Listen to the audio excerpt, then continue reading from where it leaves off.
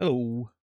What's up, everybody? Rasta, Sim, Shazar, 10 bucks, Salino, Chipmunk, Macaron, JR, Firidon, Zia, Seraphin, Ankthar. Hope everybody's doing good. It is the 1st of July, apparently.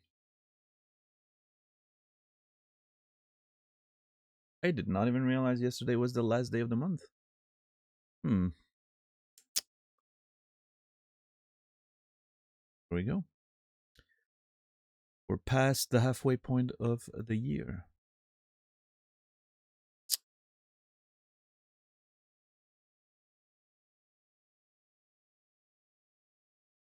Yeah, that's true. Is it me, or does it feel like there were, people usually talk about how performative the pride support is from like corporations and companies. It feels like this year they didn't even try. I don't know. Maybe I'm more disconnected. I don't know. Maybe I didn't pay attention as much as I do other years. I don't know. I feel like I haven't seen as much as I usually do. A lot didn't even try. Yeah.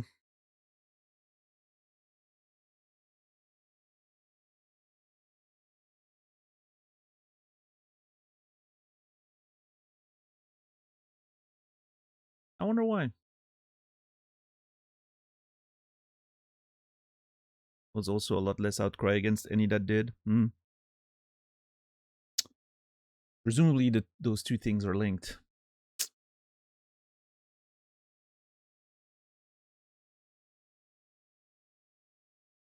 Don't understand exactly how and why. Maybe so, yeah.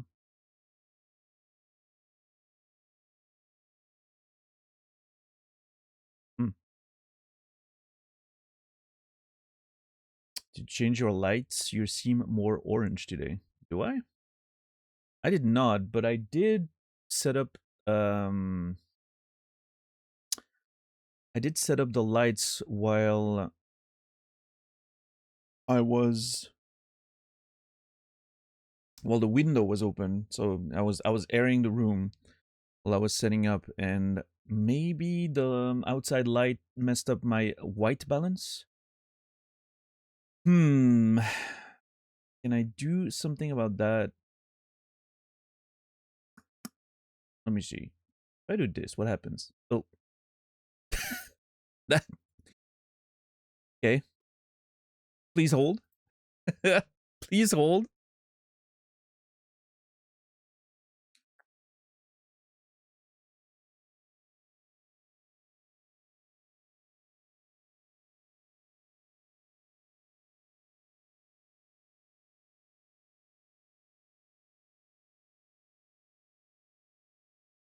Um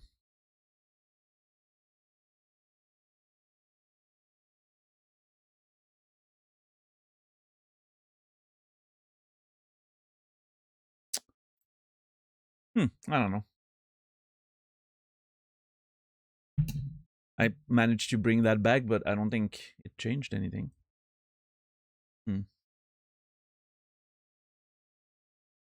I don't know. Well, I guess I'm gonna have to look orange today. And you guys are gonna have to deal with that. I look presidential today.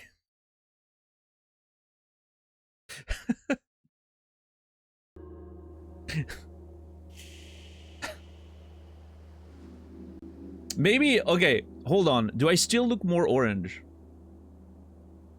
Because maybe it was just a matter of me not having the,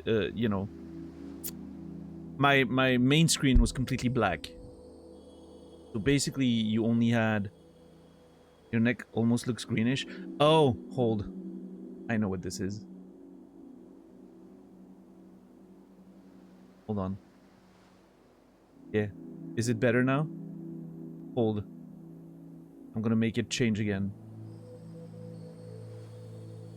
Do I look more greenish now? It's because there's a game playing on my third monitor. And the pitch is green. I'm pretty sure that's, Well, now, obviously, now I'm gonna look a little greenish, because not only is the game greenish, right? There's also a football game on my third monitor. The neck's still not normal? Are you sure? Can you do like a side-by-side comparison with yesterday? There's no reason why it would be different. I mean, right now the game, right, has this green tone that's probably affecting. And again, the football game probably adds a bit of green. I have a lot of green coming my way now. Chat is also half green for me. Like Macaron's green, Chipmunk's greenish, JR's green. You know, there's a lot of green everywhere. The only thing that's not green is my bank account as we speak. So, you know.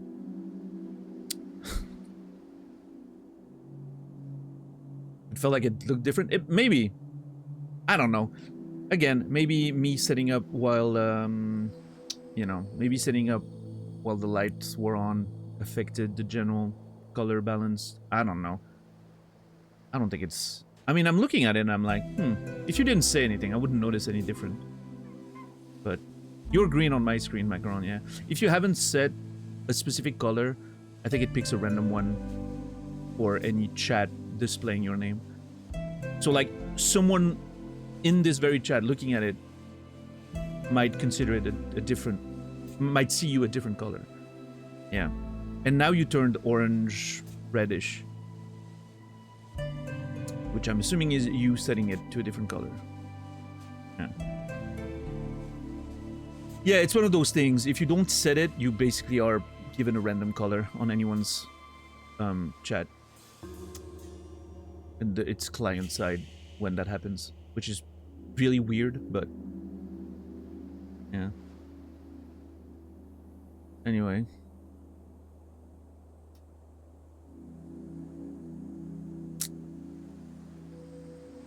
Your neck was a bit green last stream too. Yeah, I'm thinking it's just a game. You know. Like if I put my hands up, it changes. Like you can see, like I'm sort of putting my hands in front of the monitor to prevent the green from changing my tone. Right? It's part of the deal, you know. It's part of the sort of the setup I'm going for. Limited light source, so that you know the abyss is maintained, which also makes it easier for the game to change my face, to affect my face, like the game's light. If I had like, you know, big ring lights on both sides, my face would be so bright and everything else with it that the game wouldn't change very much. It's part of the immersion. When I played Subnautica, I was probably very blue all the time, I would assume.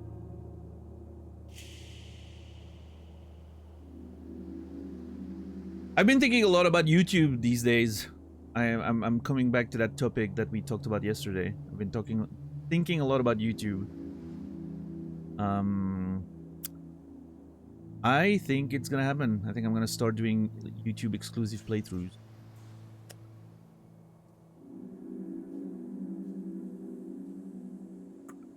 I just don't know which game's gonna be the first one. Yeah. I have to decide that. But yeah, no, I've been thinking about that a lot.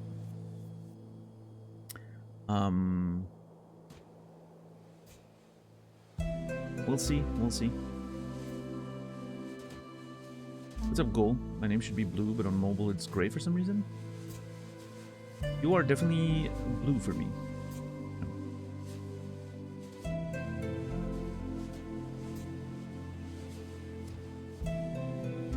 It being gray on mobile is really weird. But then again, the mobile client is a mess on both platforms, major platforms. Sometimes the mobile turns your name gray.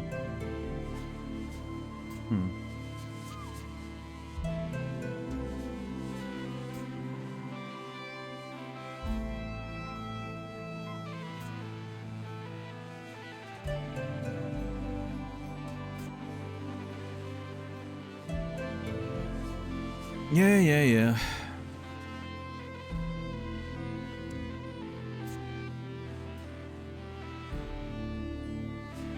I'm assuming you guys noticed Sony was under fire today.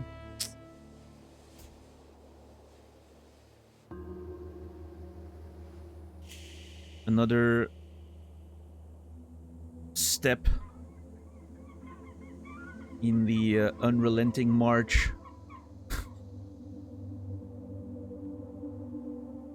towards consumer destruction.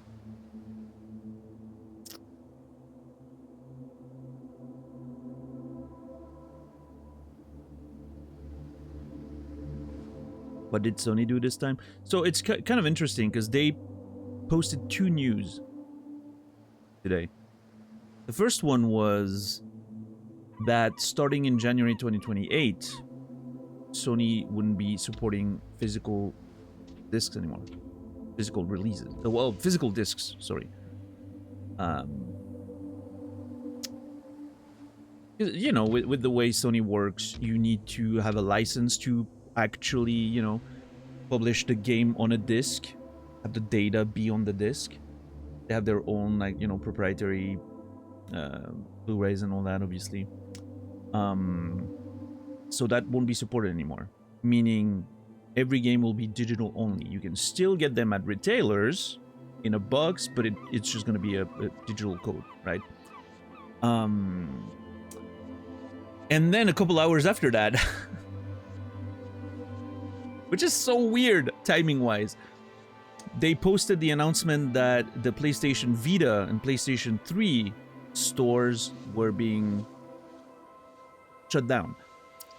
So you wouldn't be able to get those games anymore. Which is really wild timing, if you ask me, but...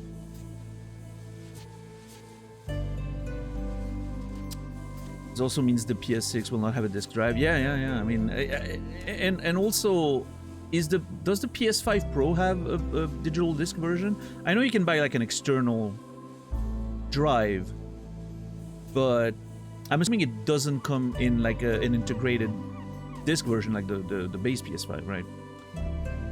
The Pro has no drive. Yeah. So I'm assuming they're going to also discontinue the sales of the they're going to stop producing the external drive, and it's eventually gonna, yeah. But yeah, this means the interesting part here, on top of obviously all the typical concerns of a media you purchase digitally not being available to download anymore, yada yada.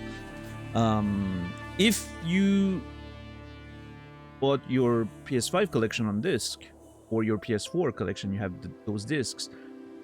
Typically, like in recent years, you know, you could still play your PS4 games on PS5 if you had like a disc drive. PlayStation 6 likely will not offer that option anymore. So if you want to keep playing those games on a new console, for whatever reason, you're gonna have to buy them again. Or rather, license them again. Yeah.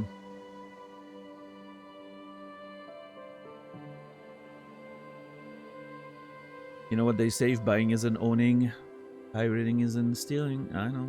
No. I mean, it's nothing...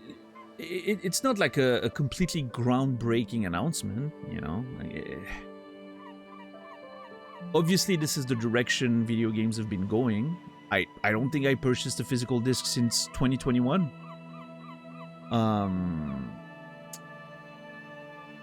But... it is concerning. It's a matter of principle. It's a matter of... if you cared to have your physical copies, the option existed. There was some sort of permanence to your collection.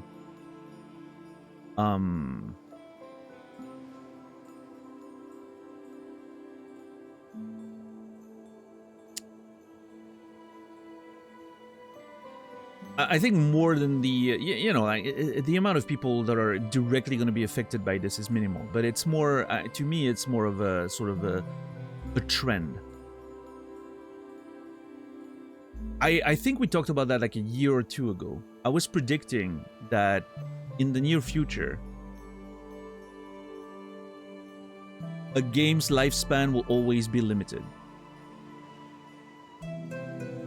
as you know, as measures to save money become more and more drastic, I wouldn't be surprised if at some point, when a game comes out and you purchase, you know, you purchase the license to the game, it's only gonna be like available for a year, and then they're gonna have to like,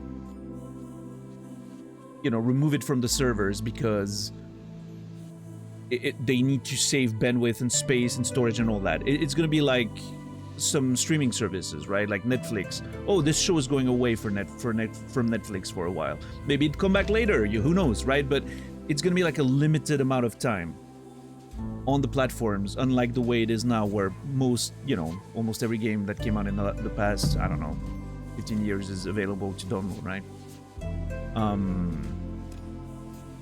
I'm thinking that's the direction in which we're going. I hope I'm wrong, but that's what it feels like. It feels like everything will be, you know, the online subscription services or whatever, and then your games are gonna just disappear. What if every game okay, hold on. I'm not even sure I should say that out loud. But what if every game becomes a subscription service in itself, like software is these days? Oh, you want to play Bloodborne 2? Imagine the irony of that game being the first to do that. You want to play Bloodborne 2? Oh, you can subscribe to Bloodborne 2 for $5 a month. And that's the only way to get it.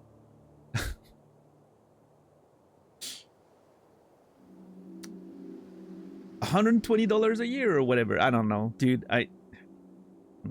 What's up, Dodo Nino? Thank you for 19 months resub. Appreciate you, Dodo Nino. You will be remembered.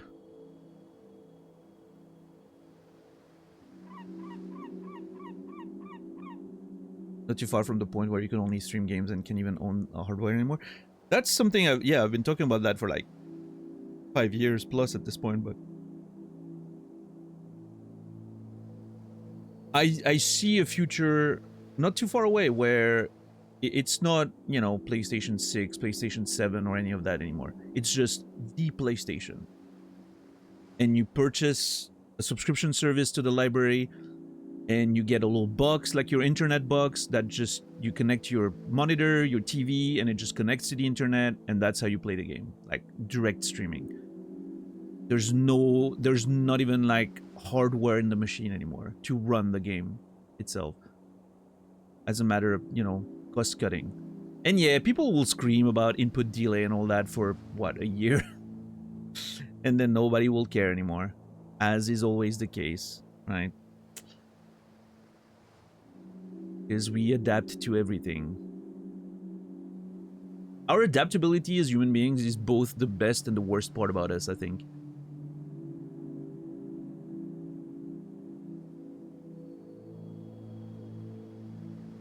A lot of other animals don't do that.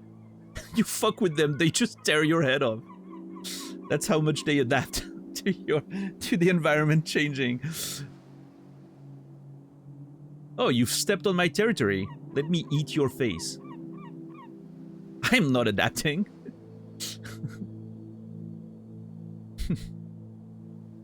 We are, you know, we have the good sides of adaptation. Oh, you know, this situation is changing. I can adapt and, you know, be fine with it. But then we also have the bad sides of adaptations, that you get, it's reliable, hence can be exploited. We're gonna slowly make everything bad for you just so we can make more money, and you're just gonna be okay with it.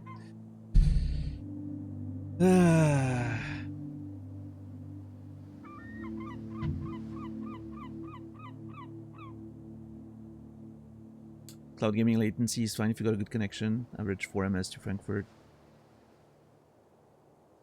Yeah, I think that's a very unique situation, though. I think for most people.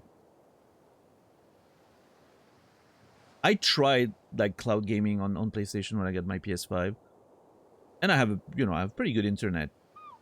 It was extremely noticeable, but you know, Then again, I'm not like the average user, probably.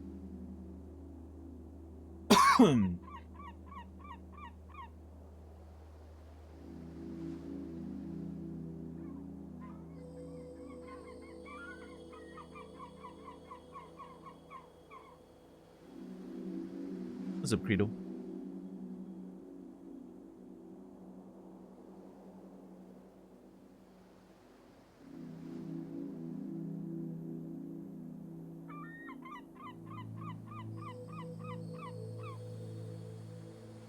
Yeah, so I mean, you might be benefiting from like being in an urban area with, you know, like direct fibers between every fucking relays and whatever. And I don't think everyone benefits from that, but I think the vast majority of the world doesn't. But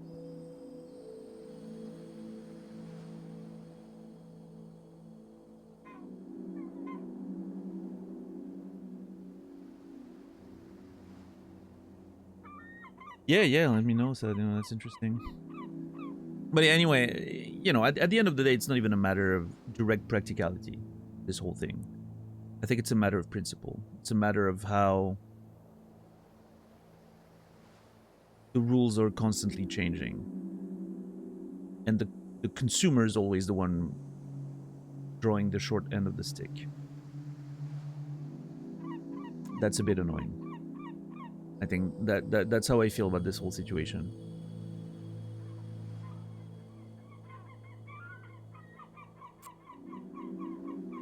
Free market, baby. Yeah.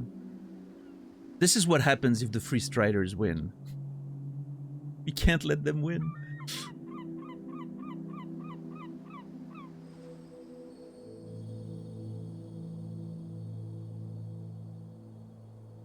I don't know. Yeah, it's one of those things, right? Like I read the news and I see the reactions and I'm like,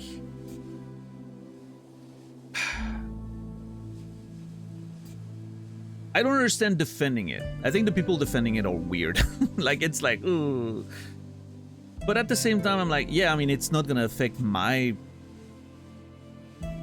you know, consumer habits too much. And I think for the vast majority of people, it's not gonna change very much.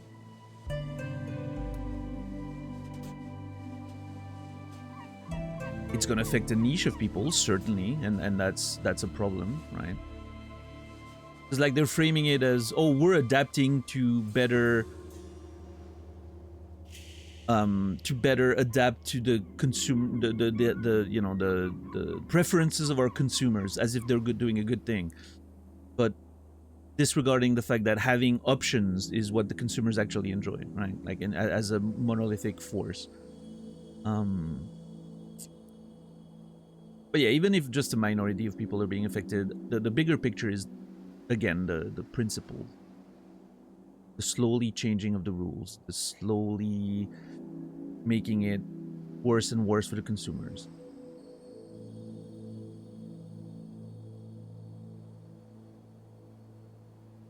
Because the secondhand market still, I mean, I don't have data or anything, but it seems like it's still pretty big for a lot of people. Like if you look at like Facebook Marketplace or any of those, you know, websites, there's a huge market for games. It seems like a lot of people literally just play games by buying them secondhand because they don't have a lot of disposable income and that's their only access to that hobby. Again, probably, you know, probably a minority and all that, but that's one of the aspects of it.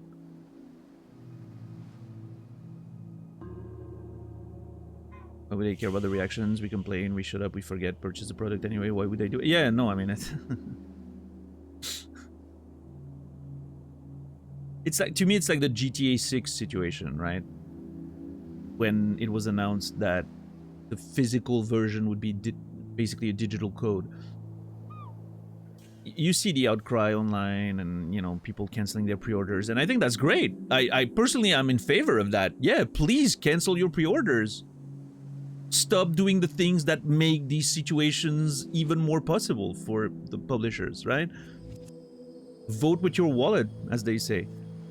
But how much of that is, one, performative, and how much of that is actually a widespread reaction, as opposed to just the things you see loudly on social media?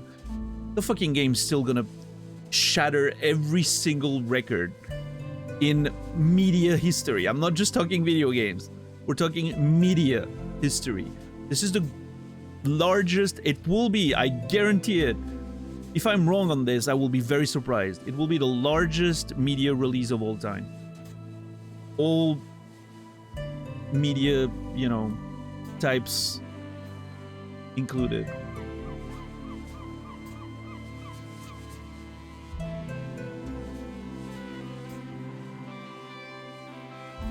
If midnight like if physical releases were still big and trending, like if the digital market hadn't taken over everything and we had like midnight releases for the game, it would be the kind of stuff that shuts down cities because there's people in the streets in front of the stores. Like the walkways wouldn't be large enough to accommodate. It's that kind of phenomenon. That already sort of happened when, you know, like honestly, I think the largest media release event that I can remember is probably the last Potter book, right? I think like something like Avengers Endgame was pretty big, but I think the last Potter book was larger in terms of sort of the event of like people waiting in the streets and, you know.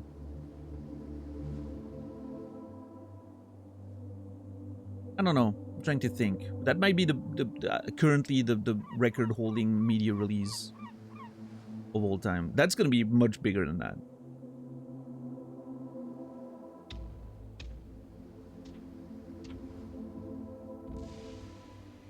So, yeah, you know. When people are upset because it's digital only, yada yada, I don't know. It's... Unfortunately... As you said, macaron publishers do not have to care. They can get away with everything at this point.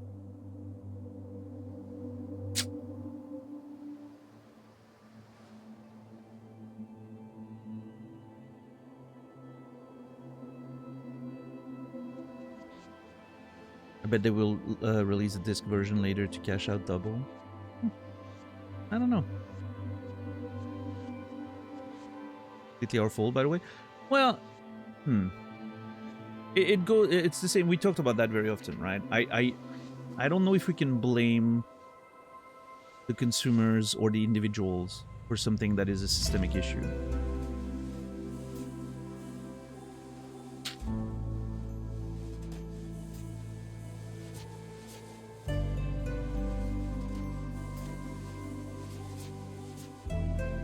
Because at the end of the day, yes, we do take part in it, right? We do buy the games, we do continue to support the industry and its practices.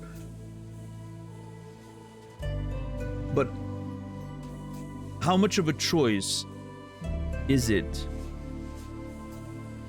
to either take part with the rules that were set for you or just not take part at all? Is it really a choice? I don't know.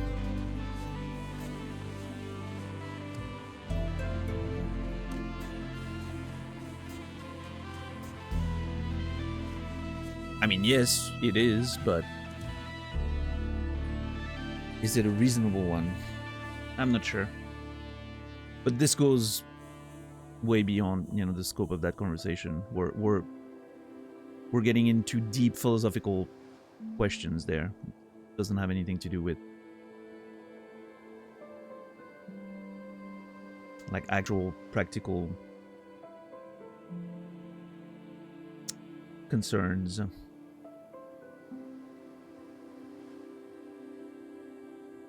Rockstar employees are about to strike too. It will be an interesting situation. Oh yeah? Is it a matter of work conditions, or I haven't heard any of that. I am not really on the pulse of the GTA stuff. I don't care for GTA 6, as you can imagine. Yeah, I don't know.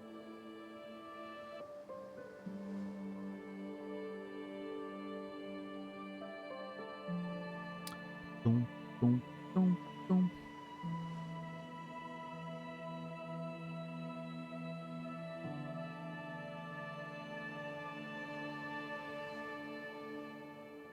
Yeah, I mean, it's one of those things, right, Macaron? We do hold some power and agency in this situation, in that we can, again, vote with our wallets, as the expression says.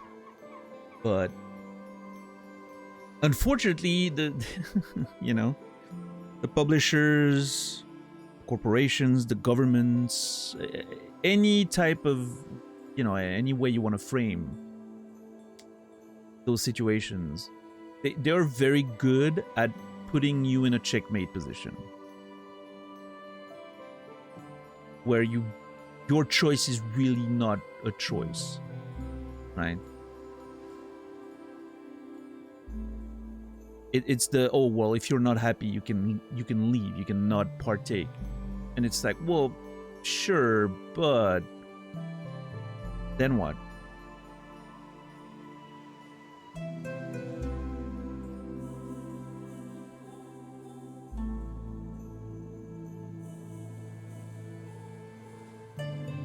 I don't know.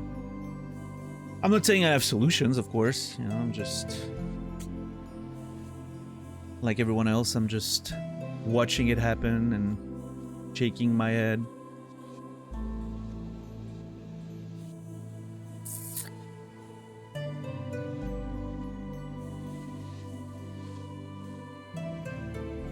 I might actually finish my backlog before I die, if you can still download it. And that's kind of like, you know, it's one of those things where it's like, that game you purchase on a digital platform, right? Technically, you can own it forever. But unlike a physical disc or a book, you know, you purchase the book, you own that product, you own that specific copy of the work. It doesn't give you, you know, obviously access to the copyright, which is all the reason why copyright law exists, right? You purchase one copy, but it doesn't give you the right to do your own copy for exploitation purposes. But with a book, you know, you buy the book and it's a book and you put it on your shelf and that's it. Like, there's no maintenance or anything related to it. Well, a little bit of maintenance, right? But when it comes to digital purchases, if you put it on a hard drive and you just keep that hard drive forever, it's fine. The game's yours and you can play it whenever you want, right? Like, it's never gonna go away. But it does move the responsibility of creating the copy on the consumer, right? You need the storage space. You need to actually download, put it on there, and everything. You're creating the product, basically. Which is, it's a small but meaningful difference, because it just displaces a lot of the cost on you, right? Having to purchase more storage and more storage and more storage, and meanwhile the cost of games are not getting lower, so you're just getting screwed on both sides.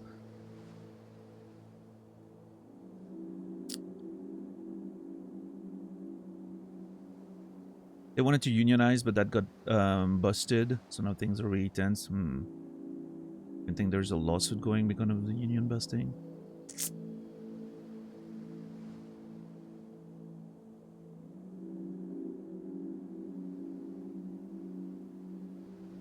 Another situation, Quantum Dreams announced the layoff of 120 employees, flop game. Devs of the Star Wars game came out, said they need those employees, at least 100 of them, to finish the game or it won't happen. The company doesn't seem to agree. Okay, hold on. How much do we want to bet that David Cage is a huge supporter of AI? And that he and his company thinks that they can just use AI to replace those people anyway? I would not be surprised. I don't know, there's something about this guy that makes me believe that he's a big fan of AI. He's the kind of guy that's gonna be like, oh no, AI is just a tool, guys.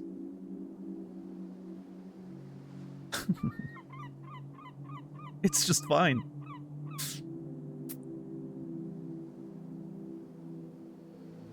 Yeah, thank you, Sad. You know, I, as you can imagine, I don't follow the David Cage news very much.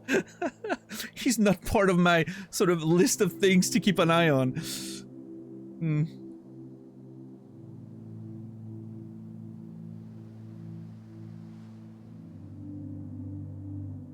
Maybe I should have a we should have a channel on Discord, like gaming news like that, right? Although I guess you can just post it in general, but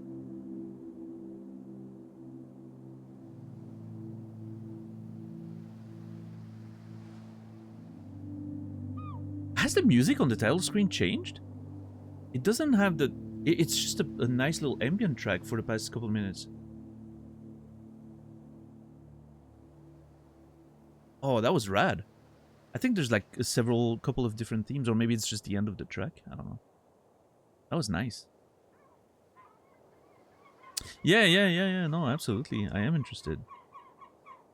I just, I don't keep an eye on it, but I'm always interested. Listen, when that Star Wars game comes out, if it does, I am 100% playing that. That's gonna be an event.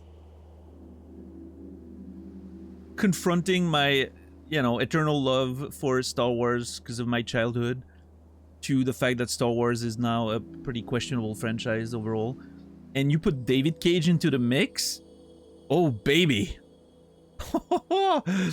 Oh, that's gonna be one for the ages. That's gonna be one for the ages. What if it's a good game though? Imagine. What if what if this is what turns me around on David Cage?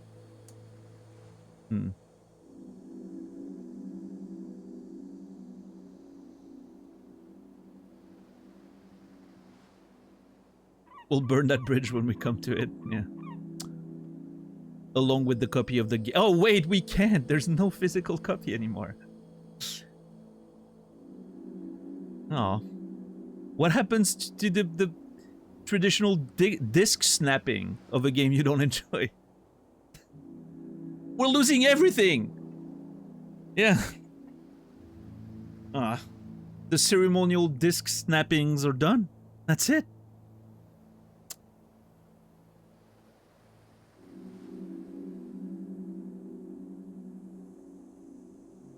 Yeah, I don't know.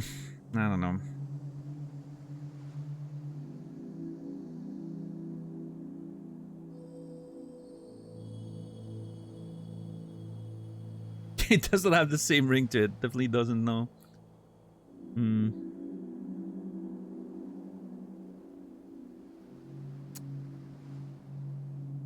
Oh well. Who knows what gaming will look like in 10 years?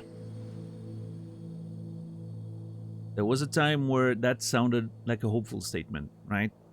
Oh man, can you imagine in 10 years? In fact, 10 years ago, that's something I would have said. Like, man, can you imagine in 10 years? Like, VR was starting to become a thing, and games felt like they were getting bigger and better, and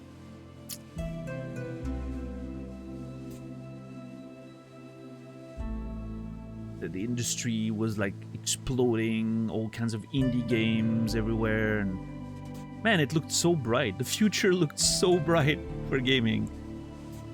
And now 10 years later, saying the exact same words, can you imagine what gaming will be like in 10 years? Is a statement of defeat and fear.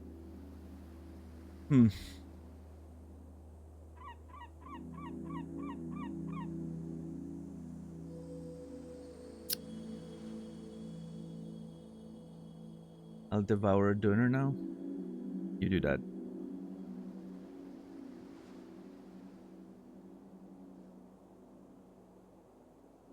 No gaming in 10 years, no time next year, 14-hour shift. Yeah.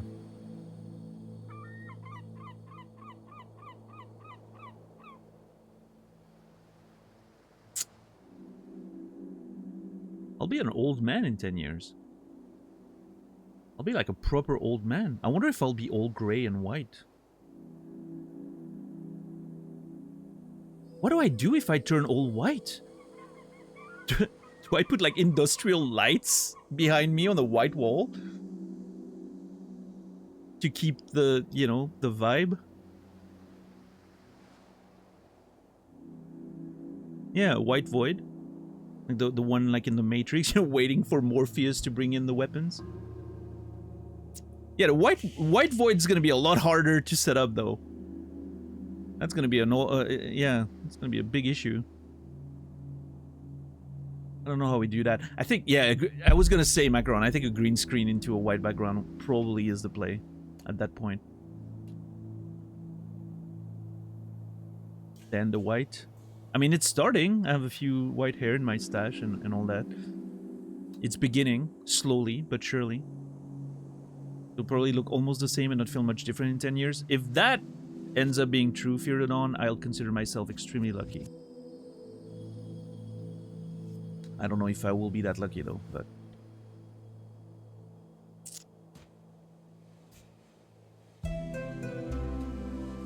Boom, boom, boom, boom. I don't know.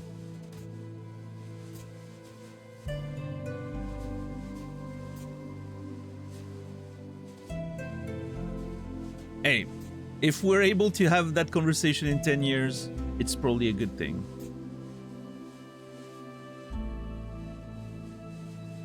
It means I'm still doing this, which means I found some measure of long-term sustainability, which seems more and more unlikely these days. You honestly don't look like you're in your 40s. Thank you. You're the second person to say that in the past 3 days.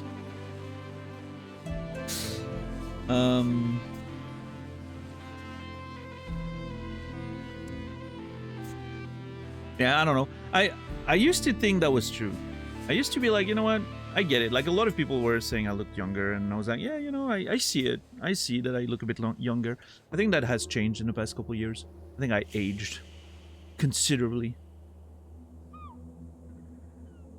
in the past few years, but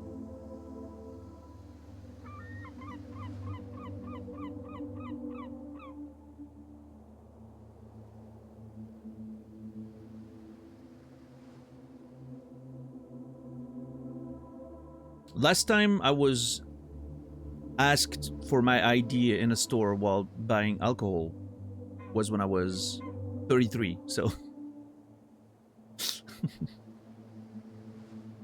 I was freshly shaved on that day and I was asked for my idea. The cashier laughed a lot when I showed her my idea. She almost apologized. I'm like, it's fine.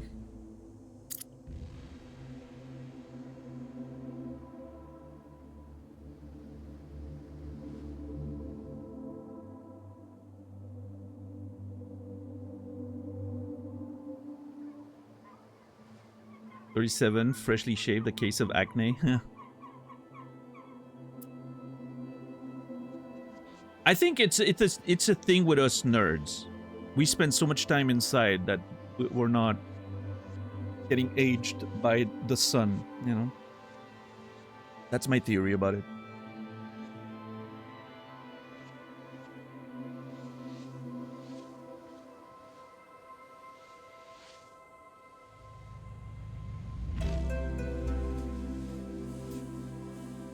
Macaron, nice. Yeah. But you know, going back a little bit in the conversation, I'm very excited for the YouTube stuff that I'm you know, that I've started developing, working on. When I say developing, I mean actually working on the concept and how it's gonna manifest, and I'm very excited about it. I don't know why. I feel the pull of doing non-live content.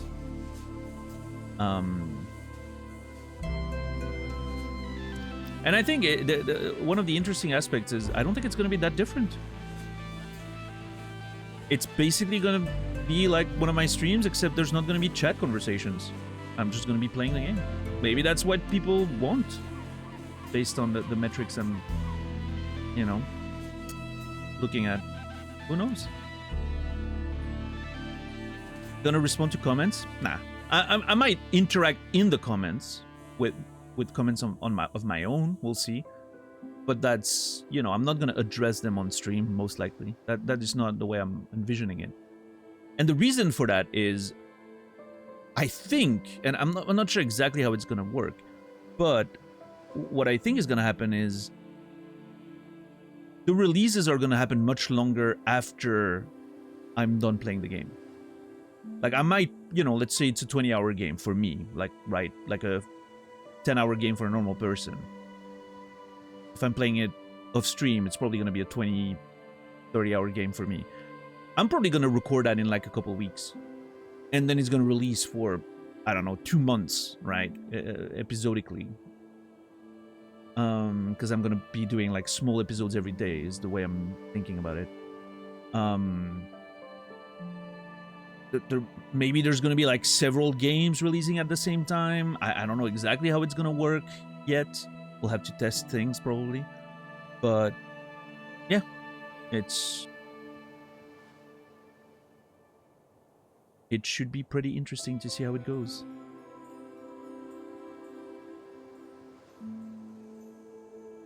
But yeah, no, text response, maybe. It depends how much I want to engage with actually reading them. But probably, I mean, I think if I'm going to do the YouTube thing, might as well go all the way, right? So.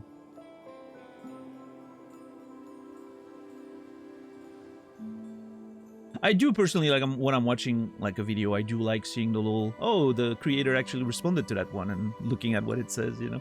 I think it's an interesting little thing. It also encourages people to comment, which feeds the algorithm and all that, right? So, most likely I'll do that. Yeah.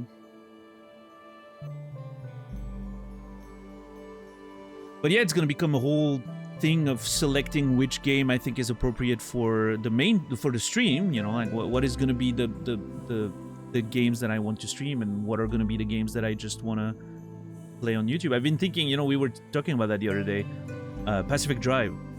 I've been thinking about playing Pacific Drive, but I'm like, I'm at this point, I'm like, I don't think streaming it is gonna do very much. So maybe that's one game I could put on the YouTube pipeline, you know?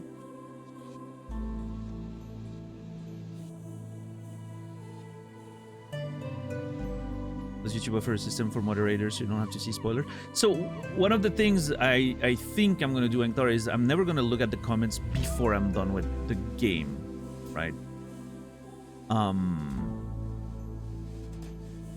In any case, right? And then I'll go back and start, because that's the thing. There's no stress with it. There's no time pressure with YouTube. I can always, you know, once I'm done playing the game, even if I had been releasing episodes along the way, maybe a couple of weeks after when I'm done with the game, I can go back to the first episodes and see what people have to say and respond to that, right? And then the spoilers don't matter because the game's over anyway.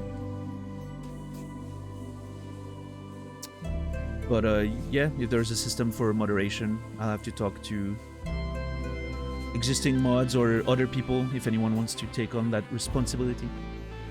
Yeah. Yeah, that's the way I'm envisioning it, Chipmunk. I'm thinking that I'm gonna have a heavy backlog. It seems practical in every way for me.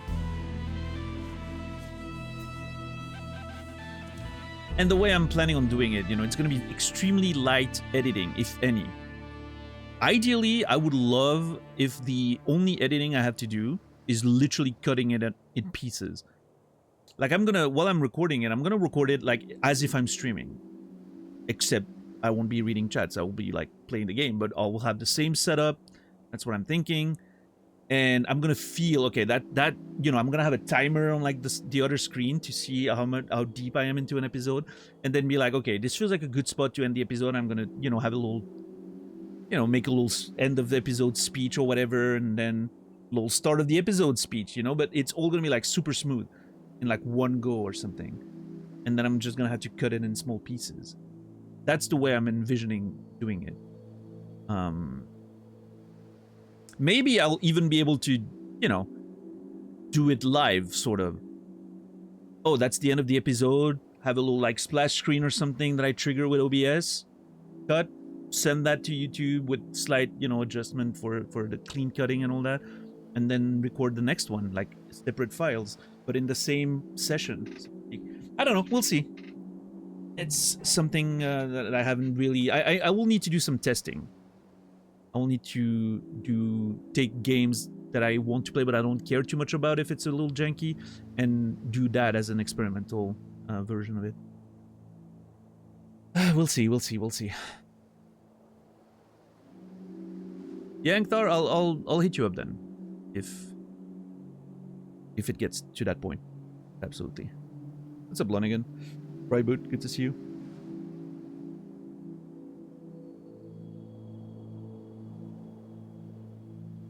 But yeah, I'm pretty excited by the prospect of doing that.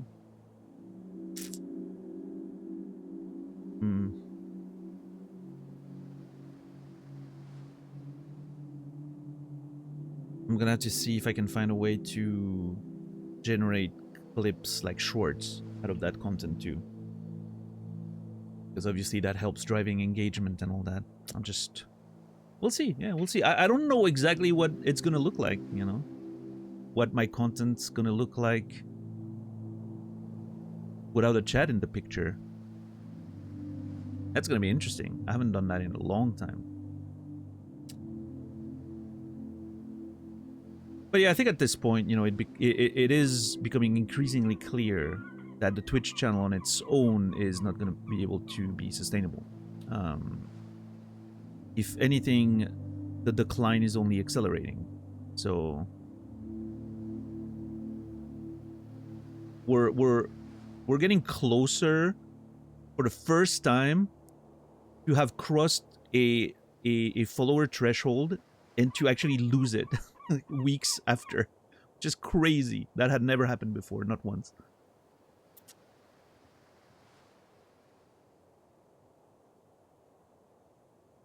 YouTube should be a 1-2 hour supercut of your stream highlight log.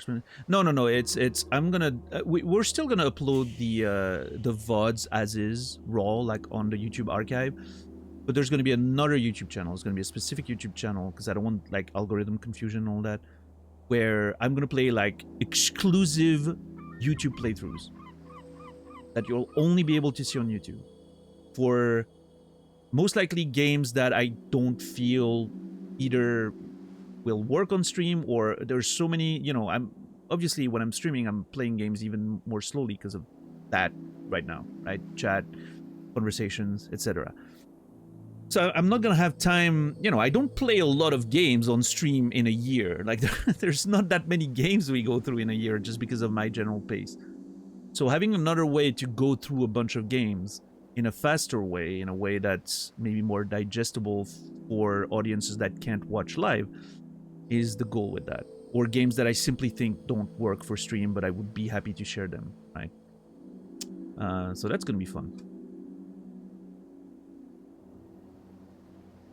But it's gonna be very much, it's gonna feel very similar in vibe and overall atmosphere. I'm not gonna run away from my style, but it's gonna be a little bit cleaner, which should be good for YouTube.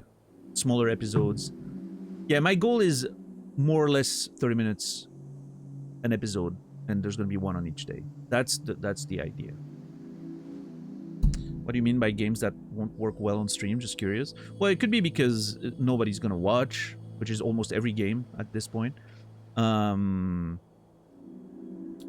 games that don't really generate, like, for instance, this game, nobody watches it, but it's an interesting game to stream because there's a lot of, it generates quite a bit of conversation because of its themes and the way the game's structured. And you know, I think this is a good streaming game, even though, again, it doesn't have an audience.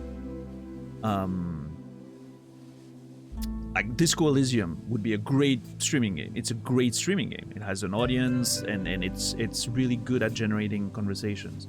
But then there's a bunch of games that, you know, are good at neither. There's not really an audience for it, and it doesn't really generate any conversation whatsoever because of the game, what the game's about and how it plays and all of that. In those cases, that's a perfect YouTube game, right? Because instead of looking at a dead chat, I don't have to worry about that. I just play the game and people can enjoy it at their own pace. Well, I don't know about my stream, Ekthar, but this game certainly does. Pacific Drive is a tough stream game, so it makes sense to test run for YouTube for that. Oh, yeah. I would ask you how so, but I fear it might be a difficult question to answer.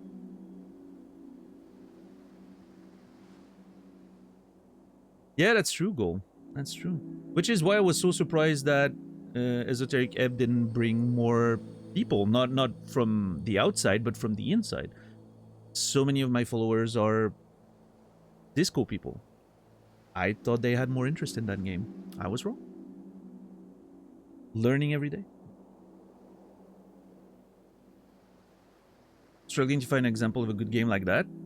Oh, I mean, I've given examples yesterday. The Last of Us, if I had been doing the YouTube thing at the time, would have been perfect.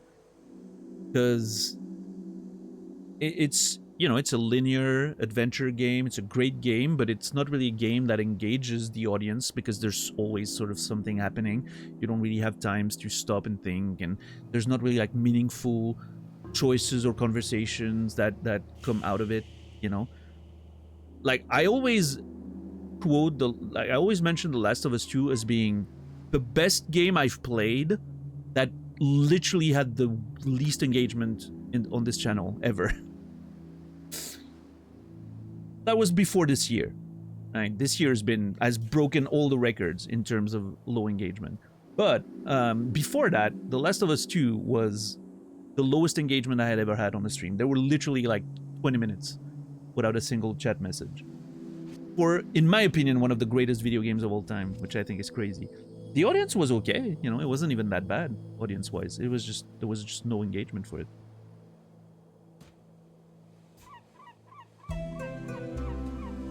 But yeah, since after Blueprints, basically, as soon as we stopped playing Blueprints, it's been a complete collapse, metrics-wise.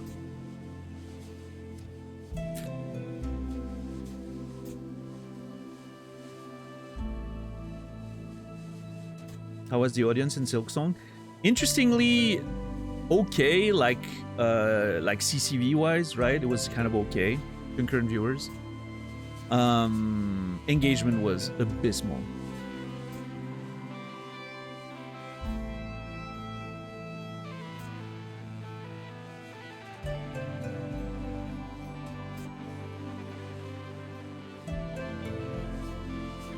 Like, abysmal to the point like there's 10 viewers channels that had more engagement than I had during Silksong with 100 viewers. It was really bad.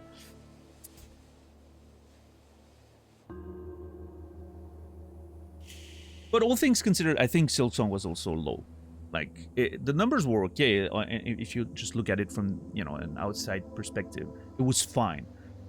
But considering it was the follow-up of Hollow Knight and how big Hollow Knight was for this channel, it was extremely disappointing. Silksong, numbers-wise, should have been bigger than Hollow Knight. Just because it's 4 years later, we've built a bigger community, you know, and it was considerably smaller.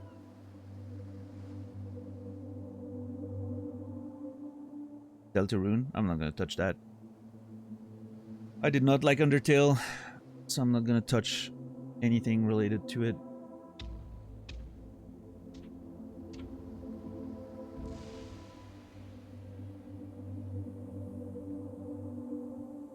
Yeah, I don't know, Ekthar.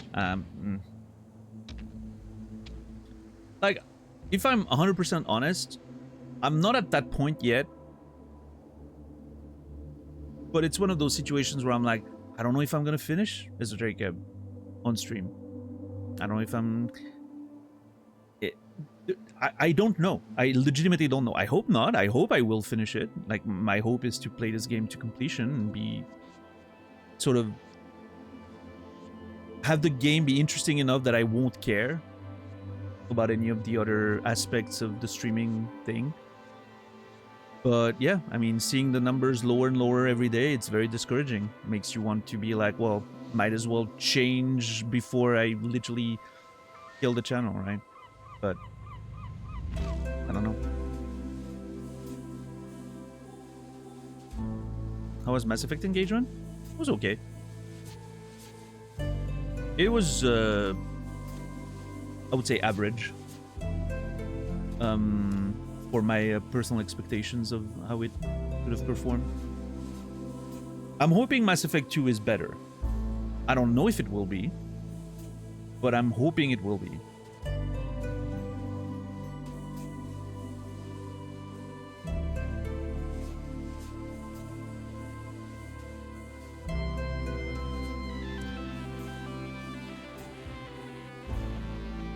I feel about Deltarune the way you feel about Undertale? Yeah, Brayboot? What if I told you the difference is that you're 10 years older when playing Deltarune? I'm joking. I don't think it has anything to do about age. But we were kind of talking and joking about that when I was playing Undertale. About the fact that I think I was too old to really vibe with the game. And if I had played it as a teenager, I would probably have loved it.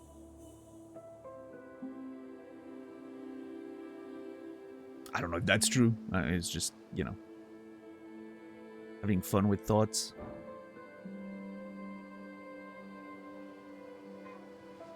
Anyway, how about we play some video games instead of complaining about playing video games?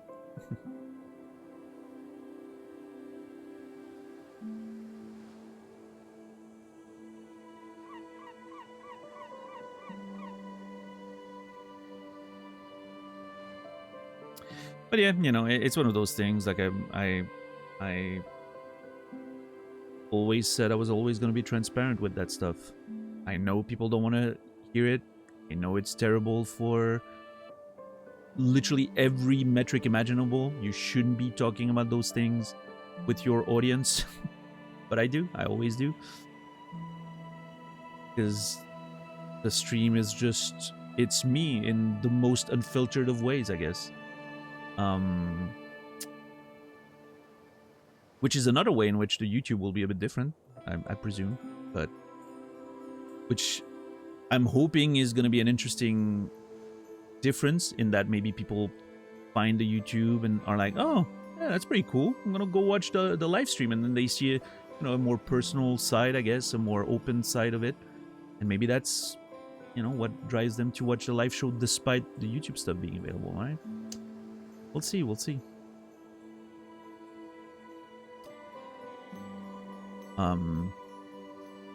But, yeah.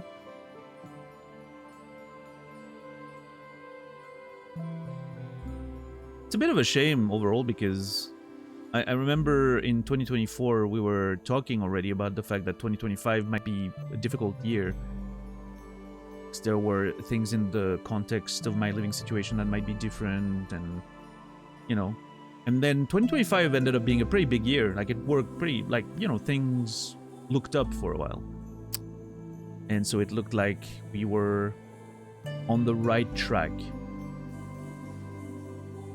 And then 2026 erased all that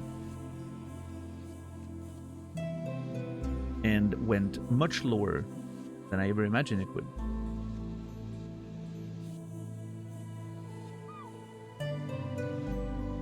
The Beginning's Guide as a one-stream narrative experience. I'd really enjoy for the stream. Oh, Beginning's Guide. Okay. Maybe I need if I proceed with the YouTube thing, I'll probably create a sub-channel on the Discord for people to post recommendations.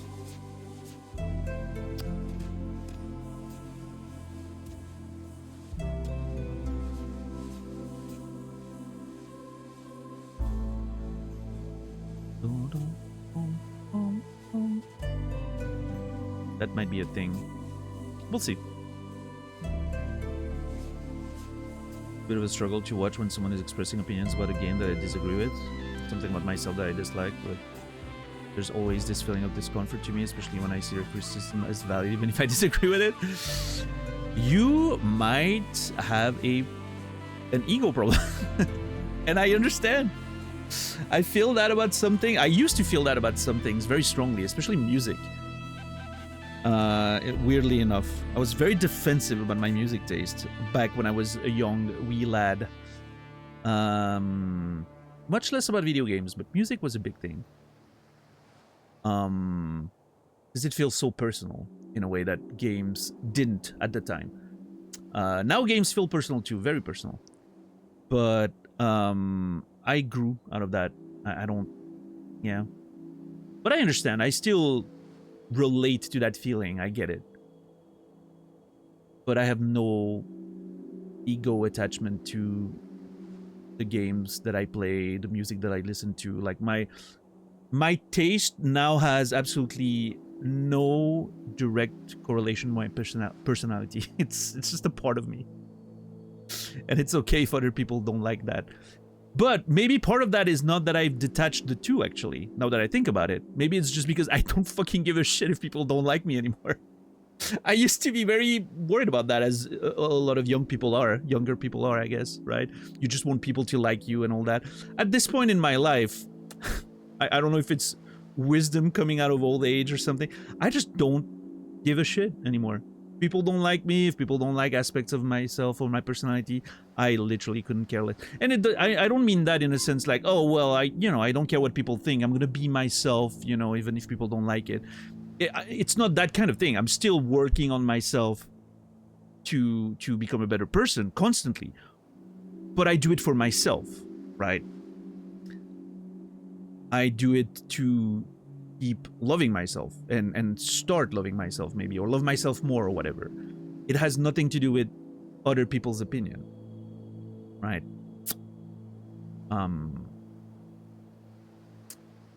So maybe that's why I don't care when people dislike something I like. I like discussing it, right? If someone doesn't like something I like a video game, I'm always happy to discuss it. But it doesn't come from like a defensive place or anything. It's not like I'm gonna, like you see that sometimes in Twitch chat, people defending a game like their father developed it or something. It's not that kind. It's more like I'm legitimately, genuinely trying to understand why you didn't like it, and because I think it's interesting. I think to me, it allows me to think about, oh, why did that part of the game that this person dislikes, why did that not bother me? And the opposite is true too. Like, I did not like this about the game. How come this person didn't care? I'm thinking about like Expedition 33, which is one of the most praised video game of last year, and I thought the game was mediocre. And to me, it's so interesting to have that conversation with people of like, well, here are the things that I really didn't enjoy. And then hearing them talk about it, I'm like, okay, I obviously I couldn't see that, because I had a different perspective on it. But now I totally get it. I understand why, this is fine for you, why you enjoyed this even. And I also understand why I didn't. We're different people. We have different life experiences. We have different backgrounds or experiences with media and all that. And that makes us feel differently. My brain sometimes takes criticism of things I like as a personal attack, even if I know it isn't. Yeah. No, I've actually talked about that quite a bit on stream. That phenomenon is very familiar to me as someone who, well, deals with people in my chat or elsewhere that disagree with my opinions or sometimes get hurt by some of my opinions on some games. Yeah.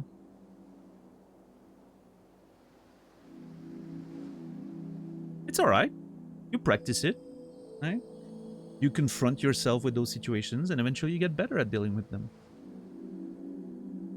Talked about that yesterday, right? Emotional regulation. That's how it works.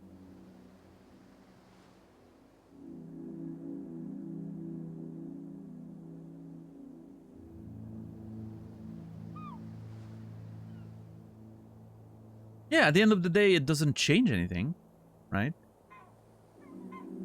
Someone liking or disliking something doesn't change the product. The product is still the same.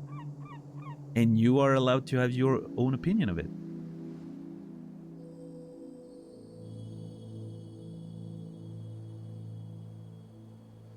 I think a good way of looking at it is putting yourself on the other side of it. I really don't like this very popular thing. It's okay if you have that opinion. You know, do you think that makes the people who enjoy it lesser people because they enjoy it? Some people hold that opinion, right? Especially, like, again, we talked about like music taste. Some people will think that people who enjoy Taylor Swift or, you know, don't have any music taste or whatever. That's just nonsense, right? It's just different than yours. And I'm saying that as someone who values a refined music taste as something that I appreciate in people. Like, when I see someone who has a refined music taste, immediately that person becomes more interesting to me. But it only does that because that is something I value. I put value in that, and refined music taste in that sense mostly means likes the same things as I do, right? We have to be honest with that, with ourselves. There is like obviously, there is not really an objective, but like a semi-objective, I guess, way of looking at this. Like, refined as in you've taken the time to really look into a lot of different things, and you know what you like and the reasons why and yada yada, right? There is something semi-objective there, as opposed to someone who just listens to whatever's on the radio and that's it, right? Oh, I love this song, right? And, you know, they never really think about it or look for new music or whatever. But at the end of the day, you know, we look for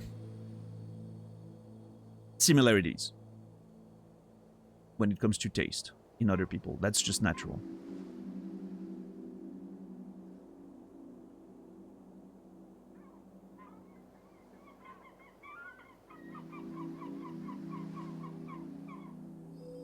Yeah, Brightwood, I do not even have a Spotify account. I never used any of this. I'm not completely detached from it. My YouTube algorithm, I mostly listen to music on YouTube, which I know is weird, but I've always done that. My YouTube algorithm is extremely fine-tuned at this point, because it recommends stuff that I'm like, shit, this shit's really good. I've never heard of that band, but that's really good. Like, my YouTube algorithm feeds me really interesting things, but I also constantly look for new things. Like, if there's a band I like, I'm gonna literally, you know, look for links of like the members of the band, who else have they worked with, the label, who else is on that label, like, you know, sort of the spreading research. And then listening to a song of each or a couple songs of each and finding other stuff that I like, right? But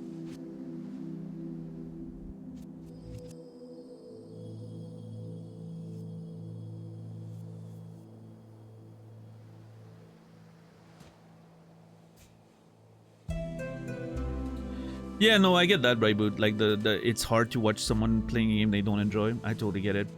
I think I'm unless it's something funny like Fahrenheit, right? Like, it's so bad that it becomes fun. If I'm really, because I'm enjoying playing the game, and I'm enjoying going through the bad game because it's a fun experience as a community.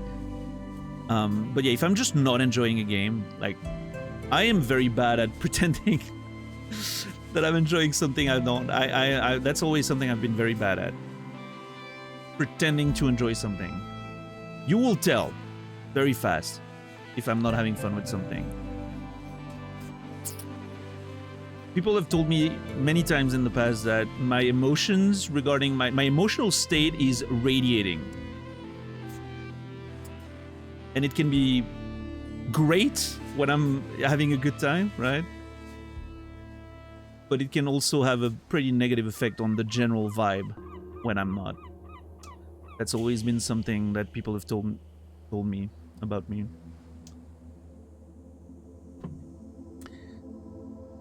That's exactly, it goes back to what I was saying 10 minutes ago, right? I am very bad at filtering myself.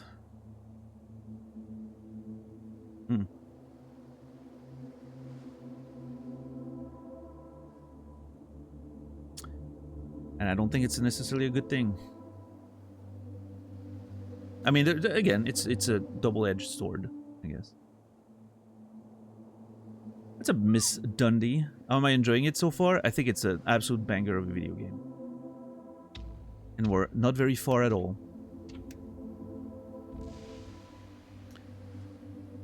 What does Chris have to say about this? Alright, so last time you got through the whole intro sequence. I love that he's still referring to the intro sequence.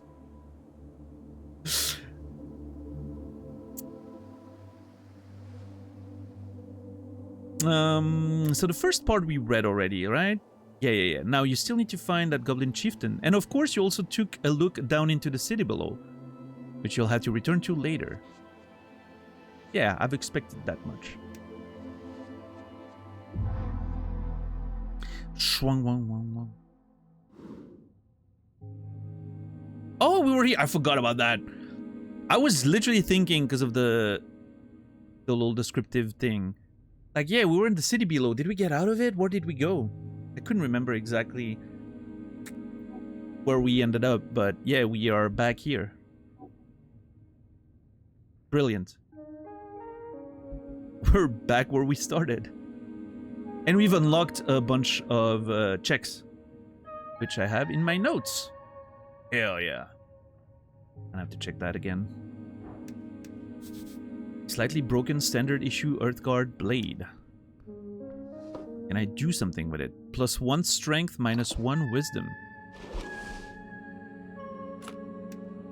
Standard issue Earthguard blade, one-handed usage, lightweight, crap quality, makes you feel like a big man, an agent of the state. It's also broken in half, but if you lean tactically, you might be able to hide that fact from your enemies.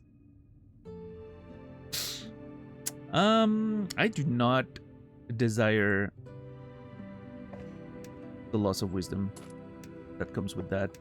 Yeah. It does not benefit me in any way.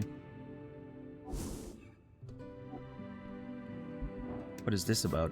A crate filled with sand. Interestingly, it's not a trifle, it's an engage, so I'm gonna wait on that. I'm assuming this is gonna be a basket of apple. 3 apples! Okay, I'll take that. Imported goods. The receiver is marked as HWBT. I feel like receiver was spelled wrong, but I can't see it again. The I and E were reversed. An almost empty box except for a stale treat and a pouch. Cardamom treat. Looks so good. And 25 crowns. Oh my god, we're rich. We have 88 crowns. What is that? Traditional Norwegian baked bread. Famous around the coast. Or if it's not, it should be. This looks so good.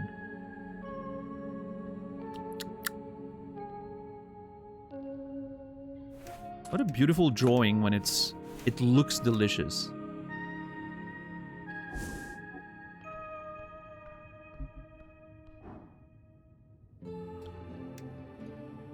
So far, have you considered this a more or less accessible iteration on Disco Elysium?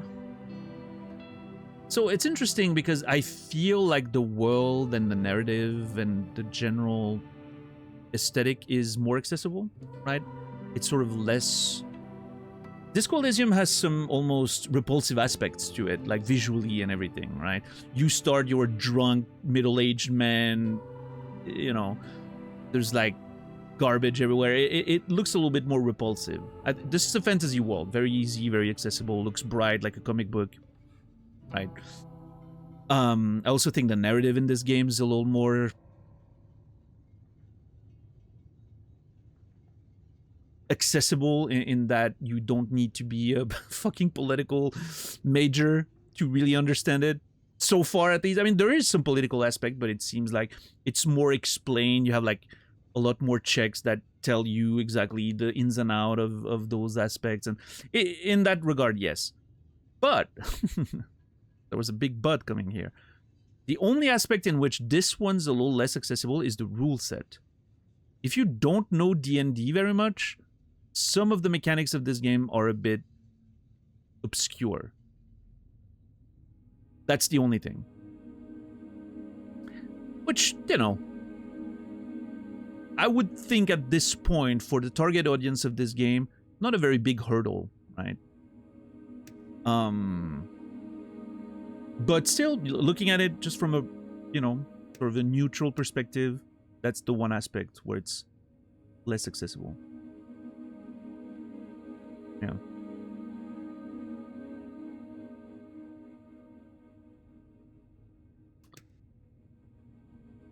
But yeah, in general, I would say more accessible if I had to pick one of them. Which is strange because obviously this game didn't find as large an audience as Disco did.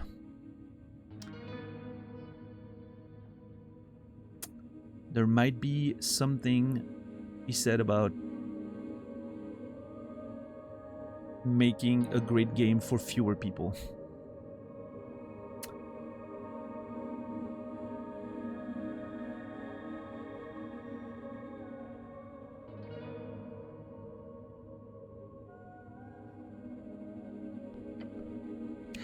But I don't know, that could be just due to... There's a world where a game like Disco Elysium never should find the success it has, right? And it's not like a huge game by any means, if you compare it to most like actual blockbuster games, right? Mainstream blockbuster games. But it still, I think it still found much larger of an audience than it was ever supposed to.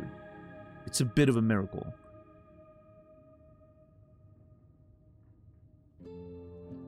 I feel like. I feel like there's you know, there's many worlds in which Disco Elysium doesn't find more success than Esoteric Ebb has, right?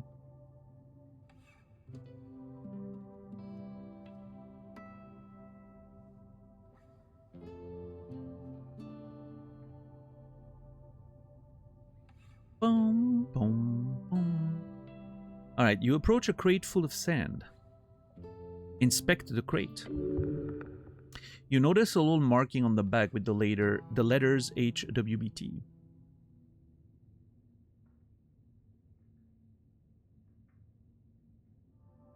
This whole HWBT being on every crate and everything reminds me of the East India Trading Company. Sort of thing. The lid has been tossed behind. Look at the sand. The crate is filled to the brim. It's just sand. Oh, that's a DC 18 failure. See, that's what I meant yesterday. Like, if you don't know the DC and the result, like if you just see your roll, you're like, oh, okay, it's just sand, whatever. But here, in this specific case, it's like, oh, this is really used in a smart way. It's foreshadowing of like, it's not just sand. Because you see the very high DC and the failure. Clearly means something's afoot.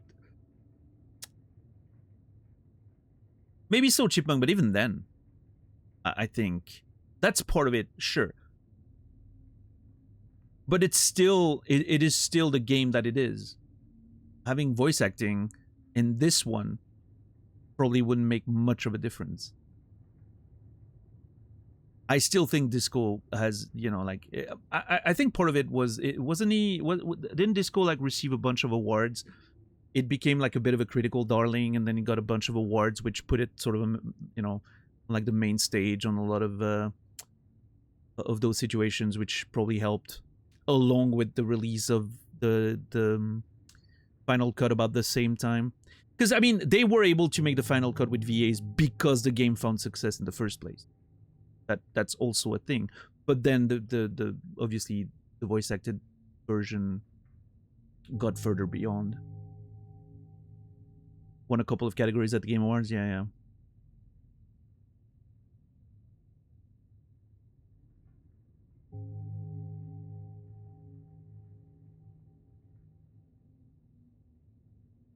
I don't know. It's interesting to think about success.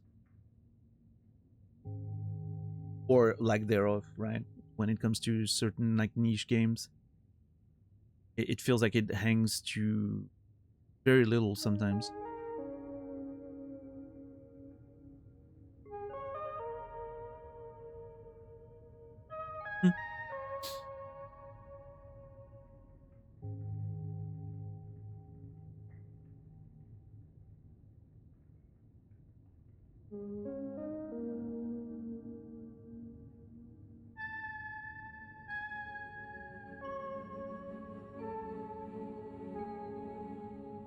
Saw a review for Disco on a tech news website, picked it up, it blew up. Yeah, because I mean, if you really think about it, I think a game like this with its setting should be more popular than Disco, if anything. Terry Pratchett is a lot more popular than...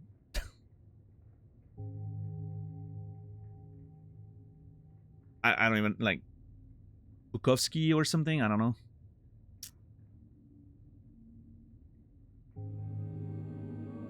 If we're thinking about things of similar vibes, right?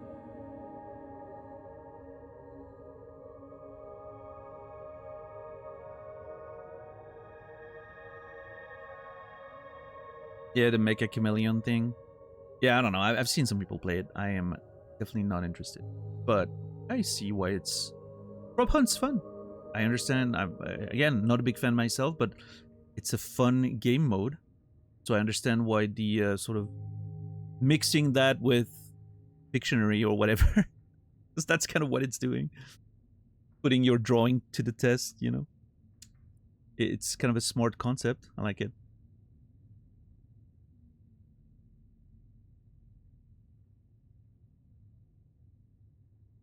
And I'll never play it. And that's okay.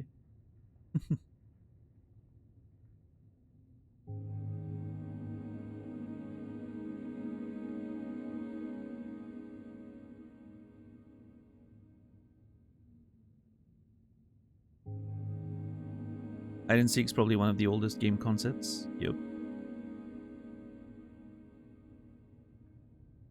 Dude, we were playing hide and seek in Half-Life back in the day. And even or Quake 2. But Half-Life was, I remember it being the big one where we started playing hide and seek. Like, the game wasn't designed for it, but instead of killing each other, we were just playing hide and seek.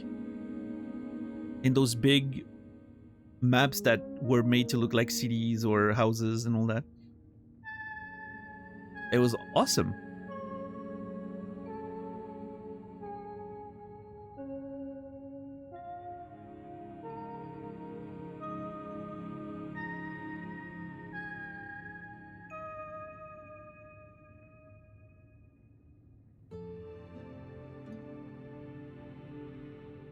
Game I'm most looking forward to this year is actually Big Walk.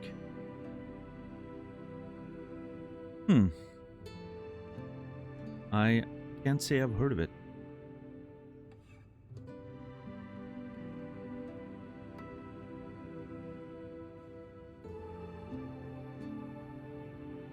I played Deep Rock Galactic for the first time yesterday. That game is a lot more fun than I expected it to be.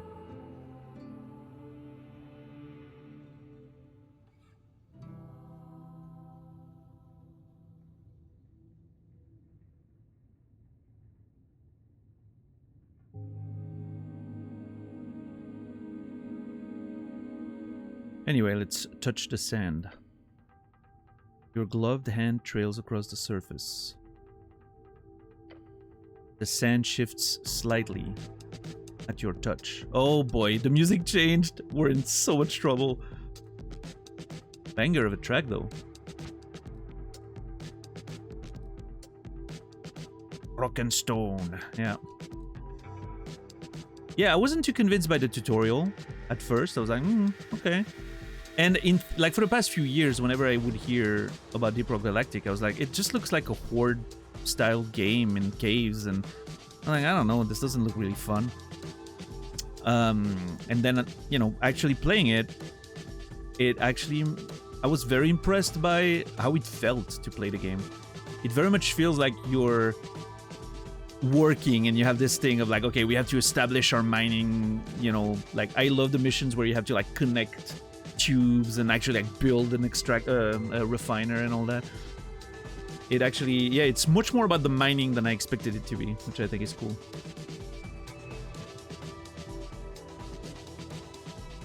But obviously I've played like 3 hours, so my opinion on it is very limited at this point.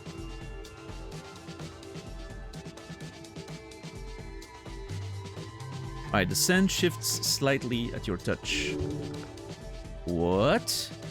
Is it growing? Uh-oh. Underlying choices are more risky, but might offer more reward. Why am I being taught that now? We've had several of them already. Did you assume I was gonna be there early in the game? Maybe I was supposed to fucking fight the zombie and get to this tutorial first. I don't know. What's up, Miss Pookums? How are you doing today?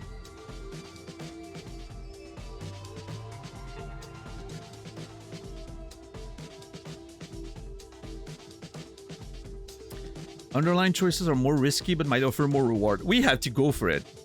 There is no pullback here. We go deeper. Why are those choices so dirty? How's the game going? Well, I'm being given a choice being going deeper or pulling back. How do you think it's going?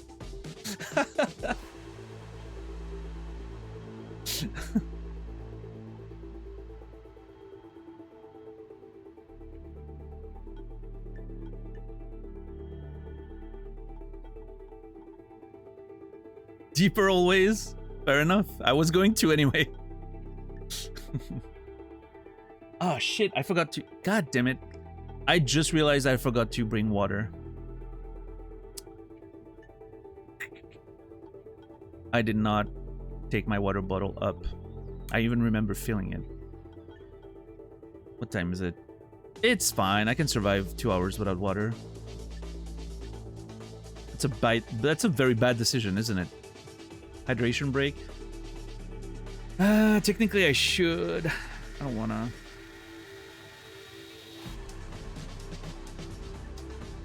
Man, that track's banging.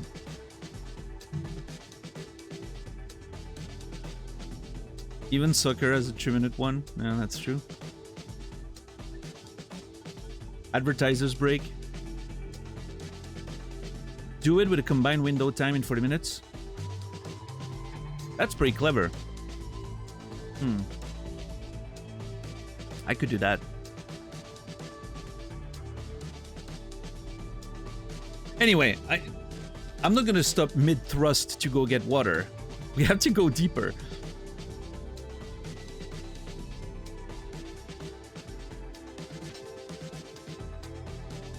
This seems risky, but yeah, no,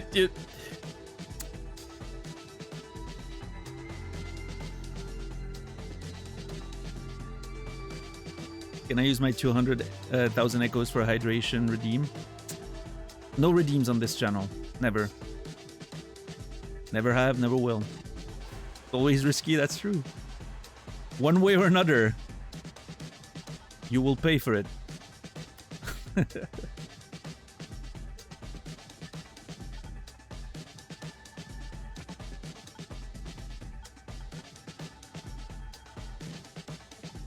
Alright, let's go deeper.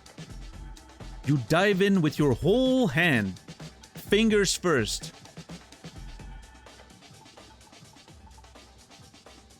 This one does not. That is so crazy. I love that. Underlying choices are more risky but might offer more reward. This one does not. Perfect. Cinema. That is brilliant. That is so brilliant. What part of your hand would be first if not fingers? I mean, technically if you make a fist, you can go knuckles first, but...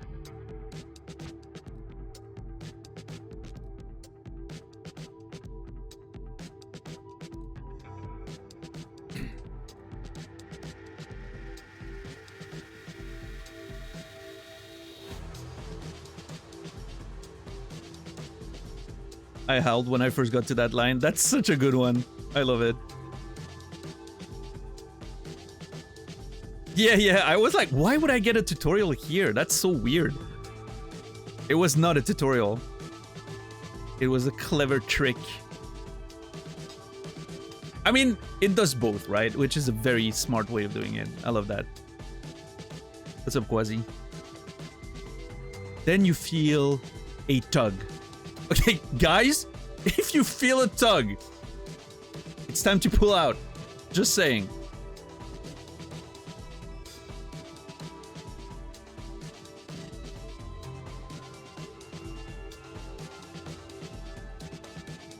Noted.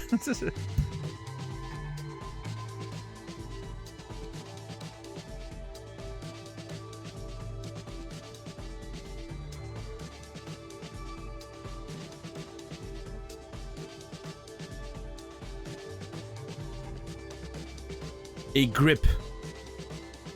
Hold on. I may have spoken too soon. Okay, I'm gonna stop. And finally, a pool. Wait,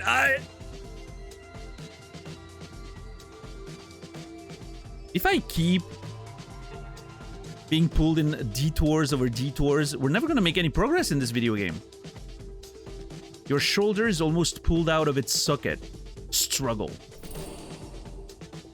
Oh, what? Okay, I gain 1 hit point because we passed the hour, which is crazy. Good timing. But also I'm getting... Oh, is it a mimic? Oh no. This might be a mimic.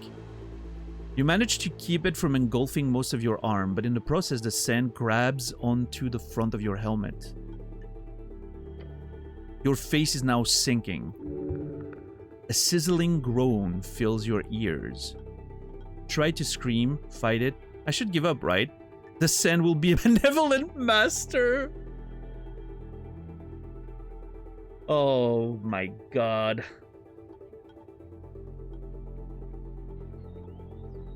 Is it me or did Twitch change something a few weeks back? Since then you can't see your volume percent on the player.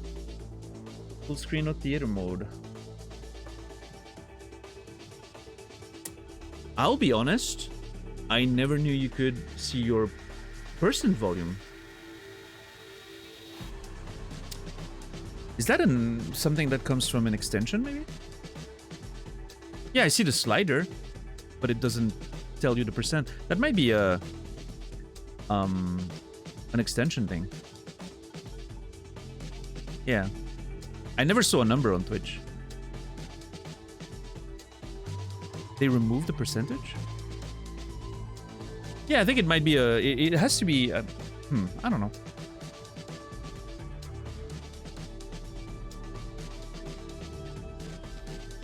Try to scream, fight it, should I give up? I should give up, right? The sand will be a benevolent master. This is such a fun answer, I almost want to take it just to see.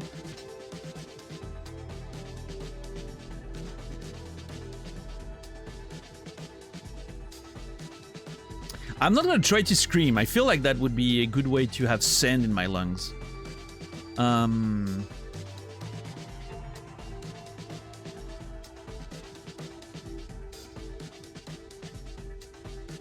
I should give up, right? The sand will be a benevolent master. Yes, the sand is simply too strong. You grow weaker. Whatever you do, do not let it get the helm.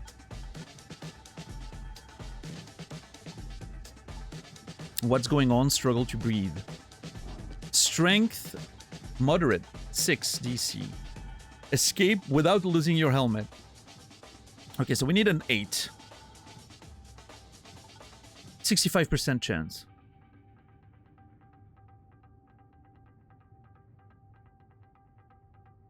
$65 is not bad. We've done...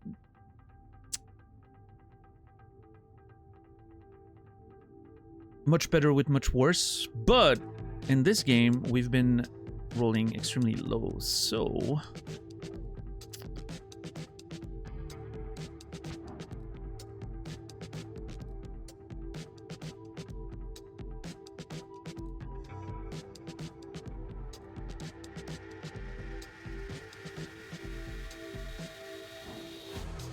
I'm gonna try.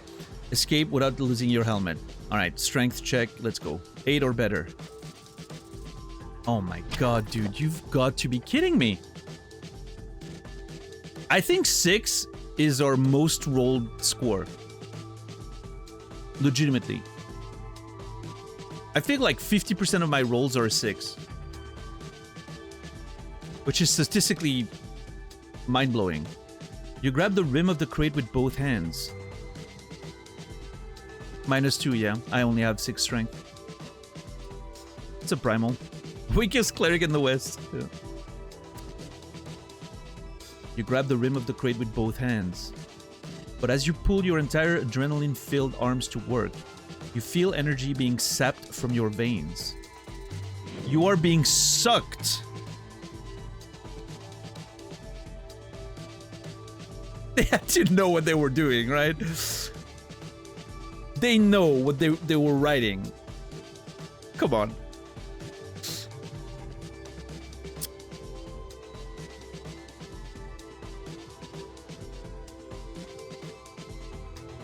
The White Wolf.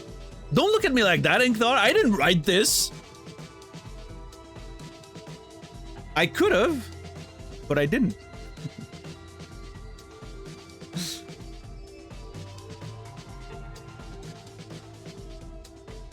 Out of your skin.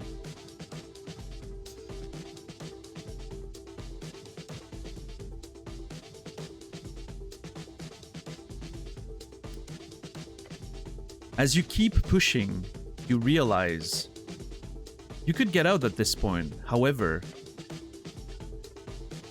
then you would have to leave the helm behind. Oh.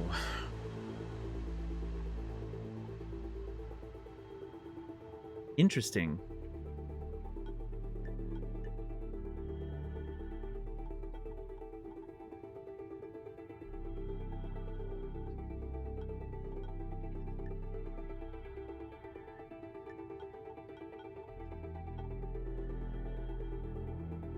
Damn it, try to keep your helmet on, or do I really need to keep the helmet on? Yes, you do. Well, not much of a choice, is it? Damn it! Try to keep your helmet on. Your muscles turn to mush as you stop your struggle. Oh no, it's getting worse.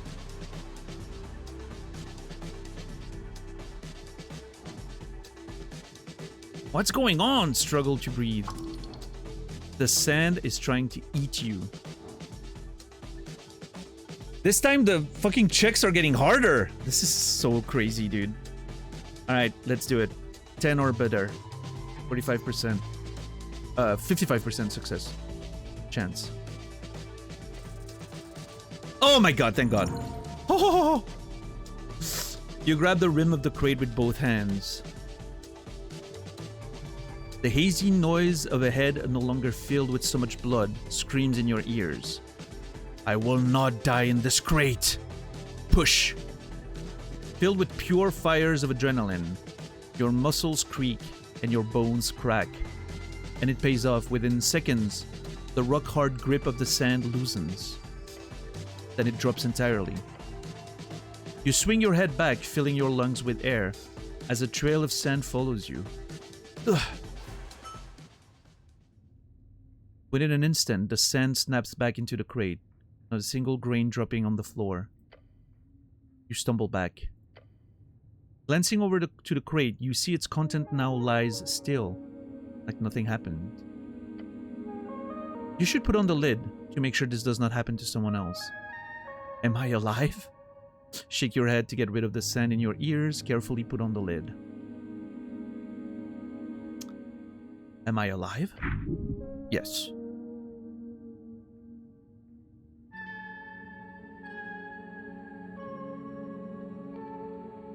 I wonder if it's a thing where I can do everything there, or if it's just... Shake your head to get rid of the sand in your ears. I want to try that. It helps. A lot. Damn! Thank you, Constitution. We got healed! That's rad.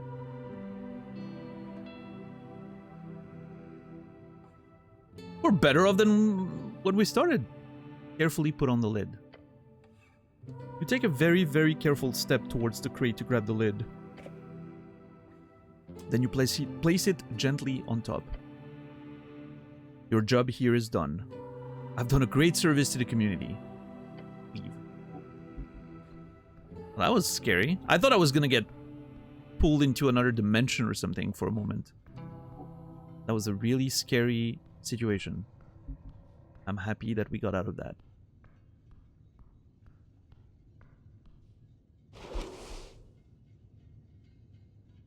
I really wonder what the obsession with the helm is. Hmm.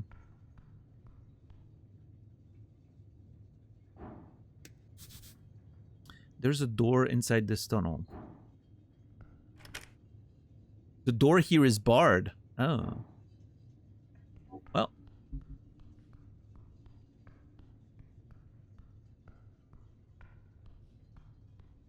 It's a time saver.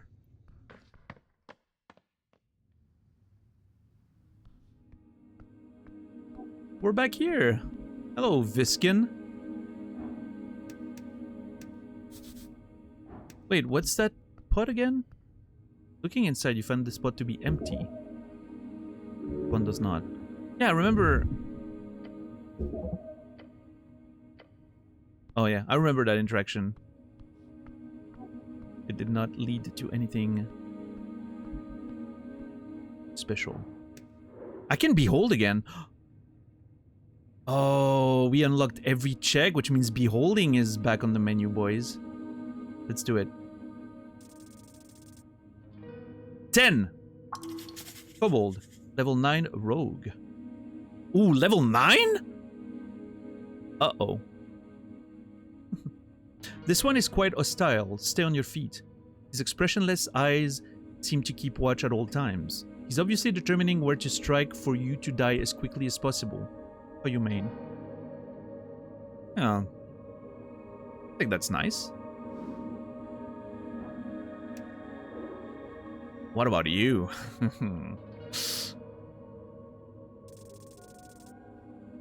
Okay, we got a nice roll. 12, not bad.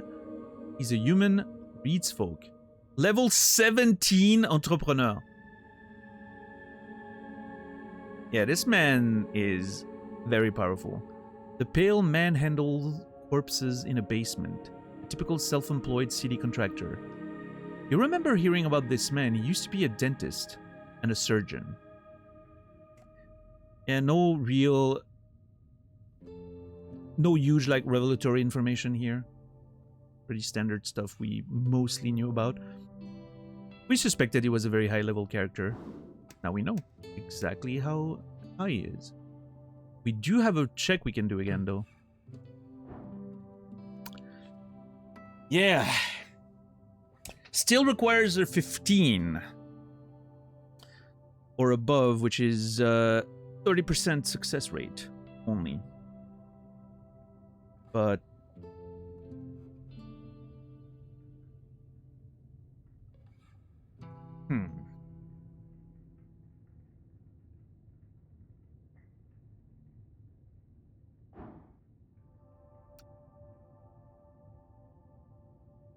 I mean, there's no reason not to try, right? Like, it's not like we're gonna suddenly get a boost of wisdom or... And we'll be able to try again. We still have a short rest for today, even. So yeah, really no reason not to. I don't think we can really get a much better chance than that for now. So, let's do it. Figure out what's weird about this guy. Oh, damn! Oh, that one hurts. Oh, that one hurts. Oh, that was so close. Oh, that one hurts. I know it's, you know, getting a 1 or a 14 is just as likely. But a 14 feels so much worse when you're 1 off. The psychological effect of numbers. You glare at the pale man who keeps working on his documents for approximately 2 minutes. Eventually you feel stuck in your thoughts. I don't mean to imply no more than an honorable Earthguard member, my good cleric. However, you must certainly have more important things to do on a day like this. He's correct. Maybe you can back to this later. I wish you luck in your endeavors. Fuck you. Thank you, bye. It's like scoring a 4.9 in the exam. No. Yeah, damn it. Well, we'll have to try that again. Let's get out of here. We do have 3 more checks that we can do.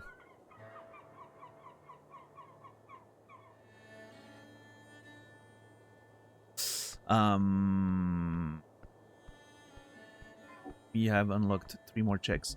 Also, I do want to... I'm tempted to go here. That's where I think I remember seeing the... Yeah! The drunk sphinx. I remember that. We heard about it yesterday too. Very tempted. Love the music? Yeah, yeah. The music in this game is really good. It just has such a... It's oozing charm. It's that kind of game, right? The visuals, the music, the writing, like everything is so well put together. This track's such a good one. Yeah, I could see this one being a bit like the Martinez theme in Disco, right? With the horns. You know, something you listen to like years later and it immediately brings you the nostalgia of getting out of the first area for the first time and seeing the world. And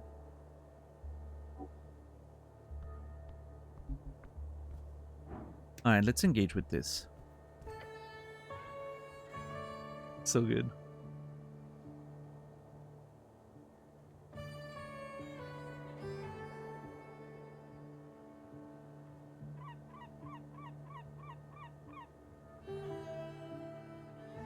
Yeah, it's so good. It almost has the same sort of flavor as the Shire music in Lord of the Rings. It's obviously quite different, not as whimsical. It's a little maybe more melancholic, but it does have a sort of a bit of that sort of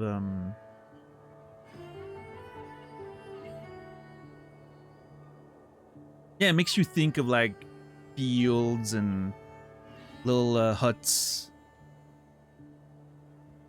I don't know.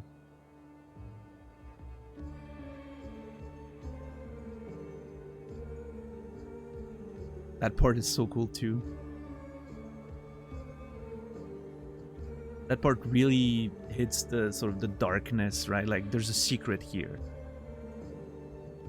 And we need to uncover it.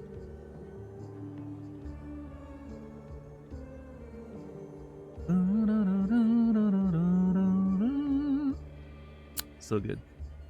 A green face is splattered across the facade, staring wildly towards the flaming sky, and the dragon spread across it. Or something like that.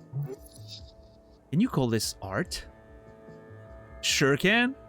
Place your hand upon the wall. Yeah, Macaron, there is... I was thinking the same thing. There is a little bit of an... there's both like a Celtic vibe to it, with the fiddle and all that, and there is something Oriental in the melody, for sure. Some of those like scales are very Oriental. Which could be intentional, you know, a mix of different cultures, sort of to give it a unique sort of flavor. But, yeah.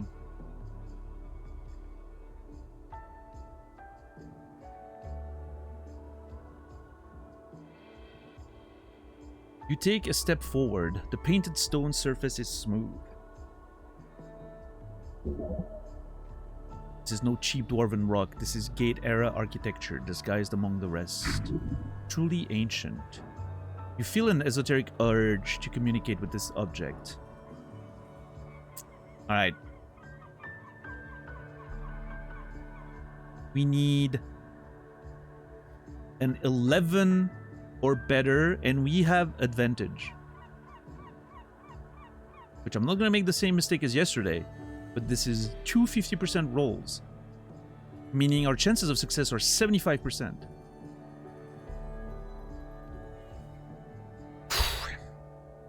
I failed yesterday with similar stats. We had a -1 because we were tired, but that's it. Come on.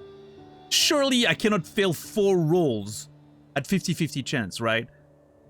What? Surely. Gambler's fallacy.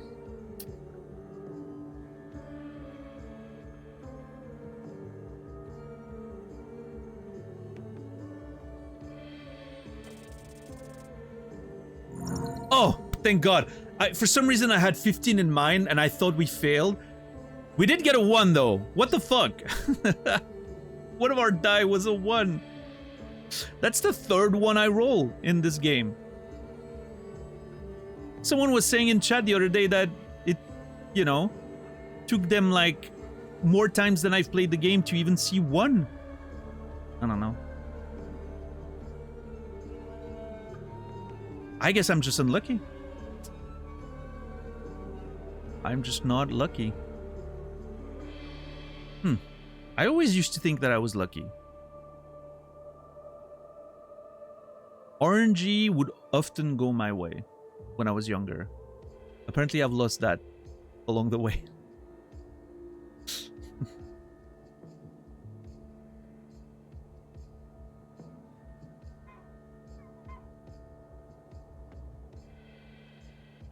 I'm storing my luck for a while now.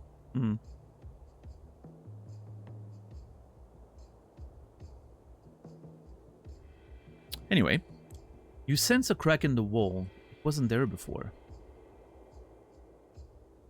Did you wash your lucky socks? You guys wash your socks? I'm kidding. I don't have any lucky socks, unfortunately. Maybe I should.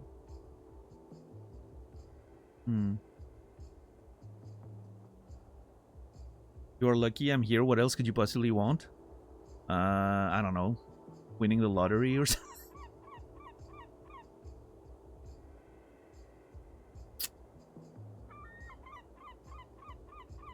Yeah. Winning the lottery would be nice, wouldn't it? Yeah. I would have to start playing to win. Which, you know, the fact that I haven't won the lottery might be related to the fact that I haven't been playing it. But, yeah, it would surely be nice. I don't know. I don't think I would be particularly happier with a lot of money. I would be less worried about a lot of things, which I think it would be a better environment to seek happiness, right? It wouldn't get me there, but it would certainly be a stronger foundation, not having to worry about finances for the rest of my life. Well, actually, hold on.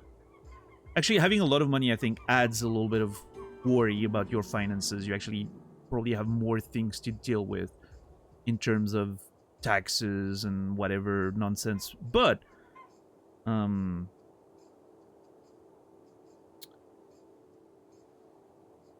not having to be worried about rent and food and stuff, you know, like bills and all that, certainly would be helpful. My Oma played all the time, never won. Mine too. Yeah, my grandmother was a big lottery player. I used to always joke with her about how much I won by not playing. As opposed to her, who was certainly negative. You know, she won a few sums here and there, obviously. But she was certainly negative overall. You could probably pay somebody to take care of those troubles. That's true. Yeah. Yeah, if you win the lottery, I think getting an accountant's probably a good first step, right? And then you don't tell anyone that you won the lottery. You don't tell anyone. And you make sure that everyone always says, you know, I won't tell anyone if I win the lottery, but there will be signs. You make sure there are no signs.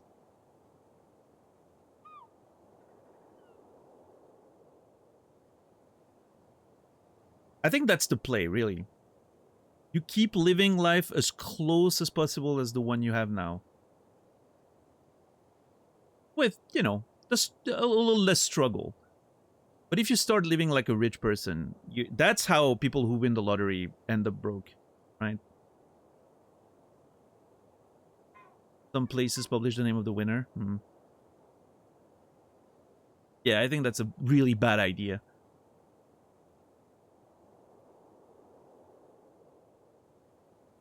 I'll start being suspicious as soon as you get an AC. Actually, Macaron, I might be selling my car this year. I have a potential buyer for my car. Which might give me the funds to, among other things, get an AC for next year. And it's nice. It's gonna be a pretty significant sum of money because it's a pretty nice car that I got when I was teaching full time, right? So it'll definitely help. I haven't been driving it for so long because I just, it's an expensive car to drive. So I'm it's nice that I'll be able to get some money for it. And that will help, continuing sustaining all this while I try to find durable, sustainable, quote-unquote success. She always told me if she wins, she'll buy me a pony. She's the sweetest. Jolie would have. You a horse girl, Miss Bookums?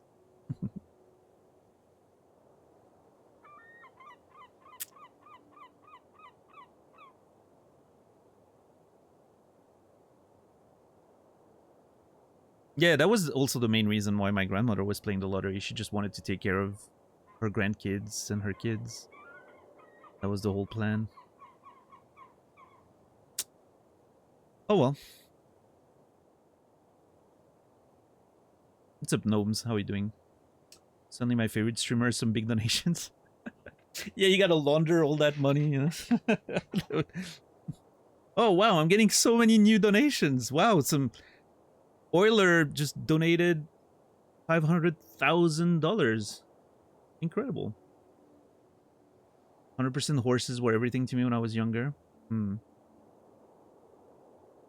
I can imagine the type. When I was teaching, there were a lot of young girls in the class that were all fans of horses. It's I don't know. There's something strange there, isn't it? Is it purely a cultural thing? Like we market horses stuff to girls, and so they all end up liking that, or is there something? I don't know. Is there, like, that's always my question, right? Is there something, a biological factor to those things? Boys being attracted to fucking kicking a ball, and girls being attracted to riding horses.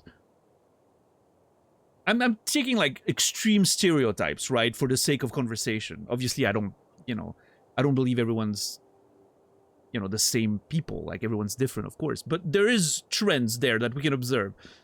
And obviously, part of it is cultural. But I don't know. It's an interesting thing. It's like I don't see there's no big horse thing in Switzerland. Like, we're not a country of, where horse riding is a huge thing. We're not in, like Texas or something where there's like a culture of that sort of aesthetic and all that. So I don't know. It's not like you watch TV and there's marketing for horses for girls or something.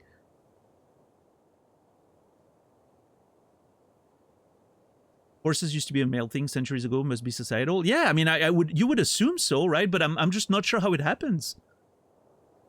I'm not seeing, again, as someone who was close to, like kids, and I was, as a teacher, I was very aware of what they were exposed to, and I was hearing the conversations, and I was seeing the sort of phenomenons happen. It never really made sense to me.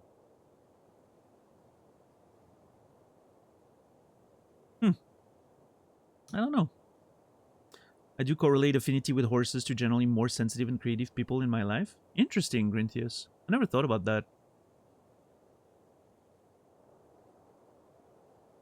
I think there is something to be said about sensitivity and a general liking for animals, I think. I definitely see a correlation there.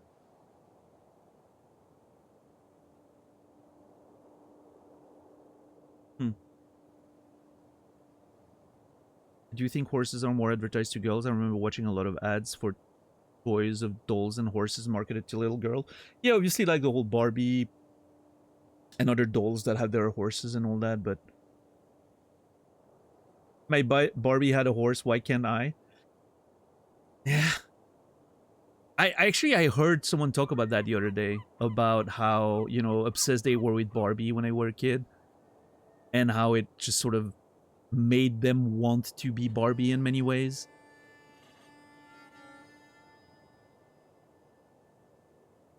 And I'm trying to think about what the equivalent for, like, what the stereotypical equivalent for boys would be when they're kids, right?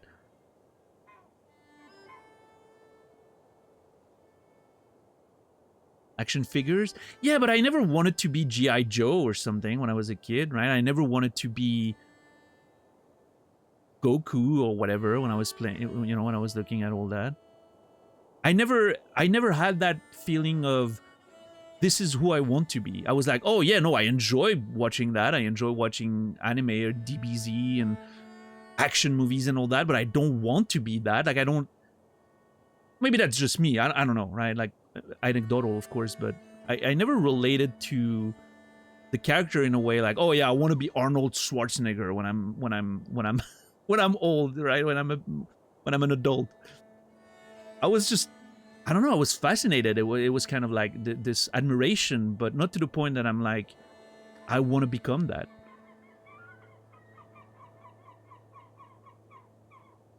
Wanting to be Barbie is rad because Barbie is everything she wants to be. That's true. Especially now, I think, Macron, right? They made Barbie a lot more inclusive? Is that the right word for it? There's like all kinds of different Barbies, and you know, she does all kinds of different things. It used to be very different when I was a kid. Barbie was very much a different aesthetic at the time, I think. It was, you're a tall blonde model with rich people stuff, right? That's it. There's nothing else. It's definitely a little wider now in terms of the sort of aesthetic it proposes. Famous sports ball person, maybe? Oh, yeah, maybe that. Yeah, you're right, Gnomes. That might be the thing for a lot of boys these days, right? In terms of, I want to become that. Because, you know, you look at Spider-Man or Batman, great examples of what boys love, but... And you would know, of course, Miss Pukim, because you can see that happening in real time, right? But... you know you're not going to be a superhero. You know that's not a realistic goal. However, becoming a footballer, that's something that's realistic. Or I'm thinking these days, and in fact, when I stopped teaching the last couple of years, I remember a lot of the boys in my class wanted to become YouTubers. Because that was the big thing at the time, right? They were seeing like Ninja or other big YouTubers and all that, and they were like, I want to become a YouTuber. That was a big thing. Yeah. So it needs to feel accessible, I think. Which, again, a lot of things Barbie does seems accessible, right? Oh, she has a horse. Plenty of people have horses. I can do that too, right? Yeah. As opposed to, yeah, that's a good, that explains why the superhero thing doesn't really work. Because you know you can't be a superhero. It needs to be relatable and seem accessible. Interesting.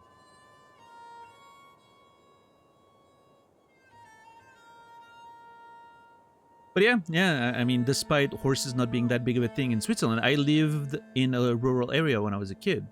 Still do live in a rural area, but when I was a kid, I don't know, like 50% of the girls in my class when I was a primary school student had horses.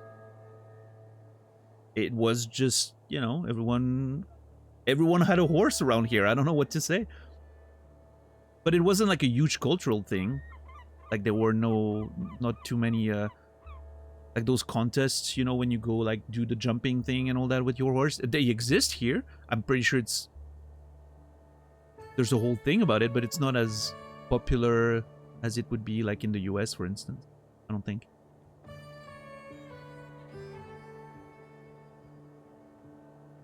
Yeah.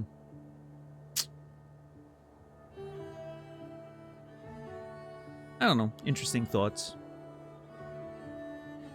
Horses are definitely an animal smart enough that you can feel empathy for them. Empathy is something our society is not considering important for boys, unfortunately. Yeah, that's true. What's up, Goose? Just horsing around, I see. I rode a horse once in my life. When I was in Spain, actually. Weirdly enough, I don't know why. I, again, grew up with horses all around, never rode one. But I rode one in Spain on vacation when I was a kid. Did not care for it. Anything that makes me feel like I lose control was something when I was younger that was very hard for me to do. Hated it. Some of you might hear me say that and laugh because you can sometimes see how much of a control freak I am when it comes to stream and all of those things. So there's still a part of that in me. But I've become much better at giving up that sense of control and just accepting things. And but yeah, I never liked the feeling of not being in control. Same reason why I don't like being a passenger in a car. Not a big fan of that. I don't like skiing. Same reason. Because there's inertia. I don't like inertia.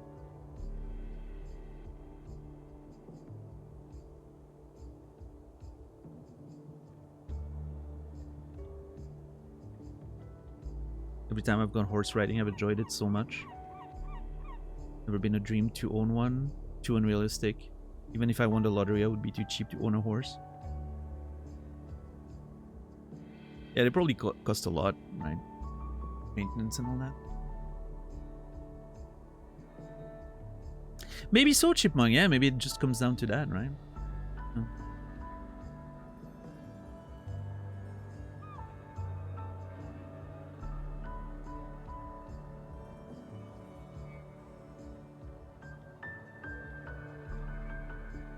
What's up, Risa? How do you feel about horses, Risa? I'm immediately bringing you in the conversation. Streamers beef with physics? Okay, Zia. That's not a fair way to put it.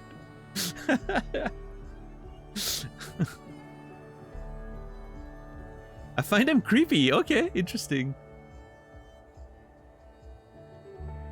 Yeah, we're just talking about, you know, like the cultural sort of conditioning of girls and horses.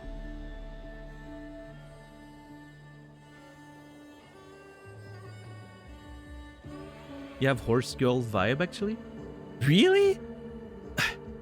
Okay, I do not think Risa has horse girl vibes at all. That's interesting. Maybe I've seen too much of Risa. Well, okay, that sounded bad. I mean...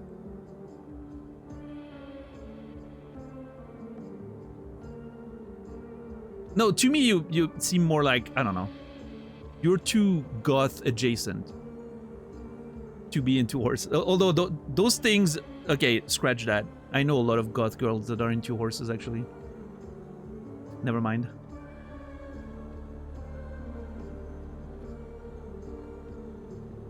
See, yeah, no, maybe you're right. Maybe you're right.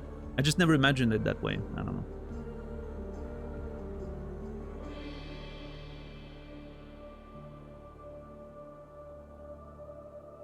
Because I like Louboutin Chanel flaps. Chanel. That makes me... I don't know why I think about that now. It has nothing to do with the conversation. But there's a gun in Marathon that's called the Channel rifle. And everyone's calling it the Chanel rifle, which I think is so funny.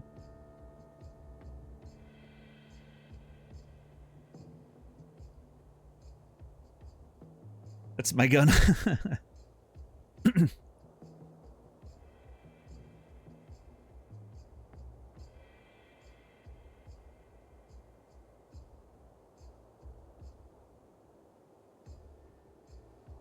I don't know.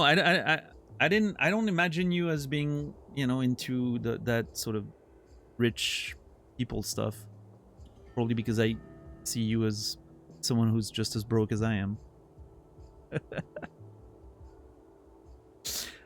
But hey, you lived in luxury for a long time. I get it. You get used to it.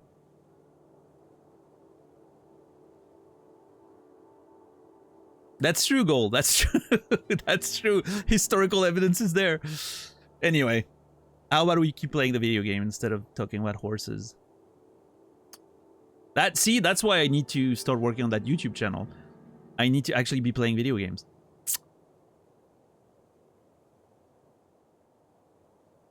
What's gonna end up happening is we're only gonna be like I'm only gonna be playing games for the YouTube channel, and the Twitch channel is gonna turn into a fucking just chatting session.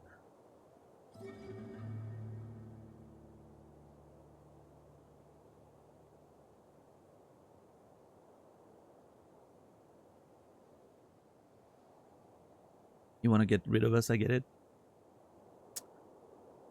I am smarter than current day politicians, Macaron. I am not gonna say the quiet part out loud.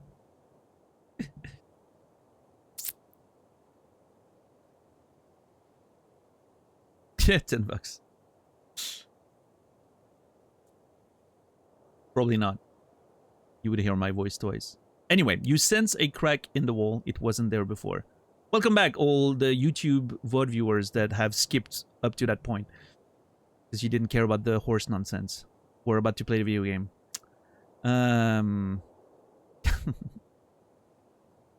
Leave a comment below. I made it through the horse conversation, if you did. See, I'm already working on my YouTube game.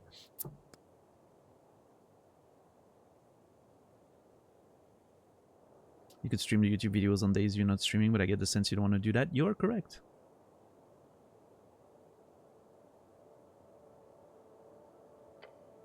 Then you hear the voice, a faint voice, a hoarse voice, not horse, horse.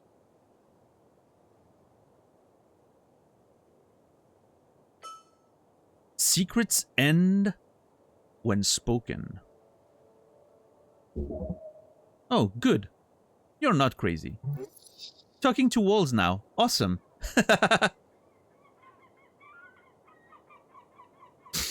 What's it like being a wall? And what is your political affiliation is so funny.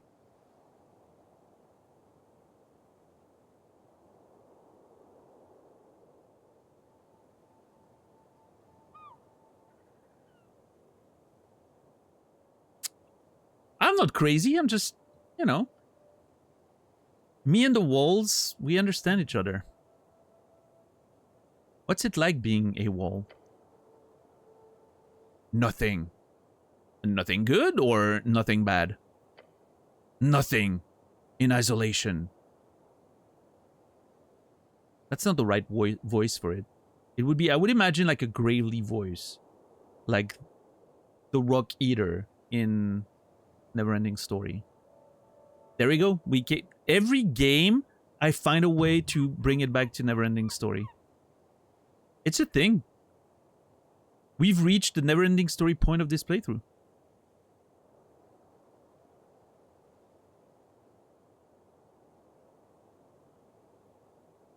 Nothing in isolation. Oh, maybe like almost like a... What is the name of that race in Mass Effect again? The one that's giving you all the tone indicators? The Elcors, yes. Thank you. Nothing in isolation. What do you know about Norvik? Nothing. Do you know what Norvik is? No. Who built you, Wall? A god. Cool. No, cool it with the heresy. I'm a devoted servant of Earth, and I don't listen to any other gods. Which god? Yo Mestra.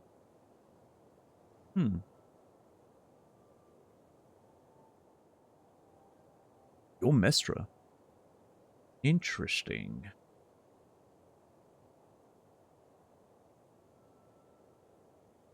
Don't apologize to Risa, Macaron, please. Stand your ground.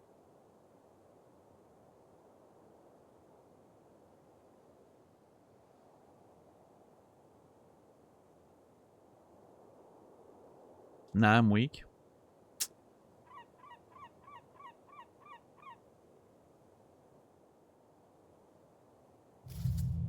Never heard of that god. DC 20 failure. Ooh, that's interesting. We're touching onto some ancient shit there, it seems. Or very esoteric, maybe from another plane of existence that intelligence doesn't understand. How old are you? 15 timelines. How many years is that? 2000. Gate era. Could have been built by one of yours, beast. What's your name? Chancy. That's a wild name for a wall. That's a pretty name. I don't like that name. I don't have an opinion of that name. That's a pretty name. Okay. Oh, that's so funny. I don't know why this makes me crack up so much. Okay. Like the idea of like... What's your political affiliation? Fear. Perfect response. Are you sure you understand the question? Yes. What's your political affiliation? Fear? It goes so hard, by the way.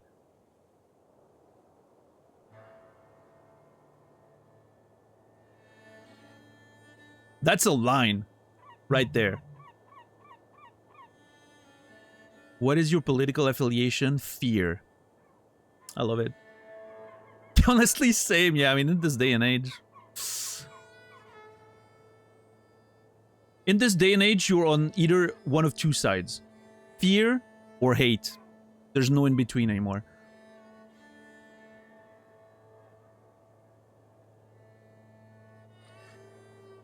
My political affiliation is hope. See, okay, well, and then there's a bunch of fools like Angthar who still believe in hope.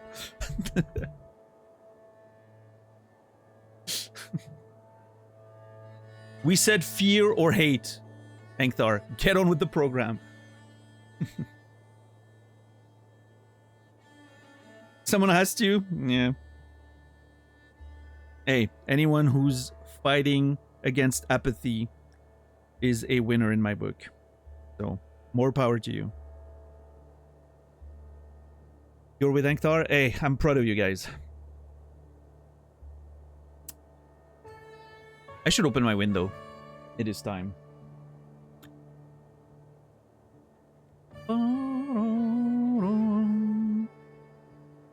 And I should go get water. I said I was going to get water when the window time was happening. But I'm not really thirsty. Which is weird because I've been yapping a lot. Anyway, I'm going to go open my window. I will be right back. Don't go anywhere. Thank you for being here. Fun conversations today. Fun game. Let's continue talking to the wall right after this.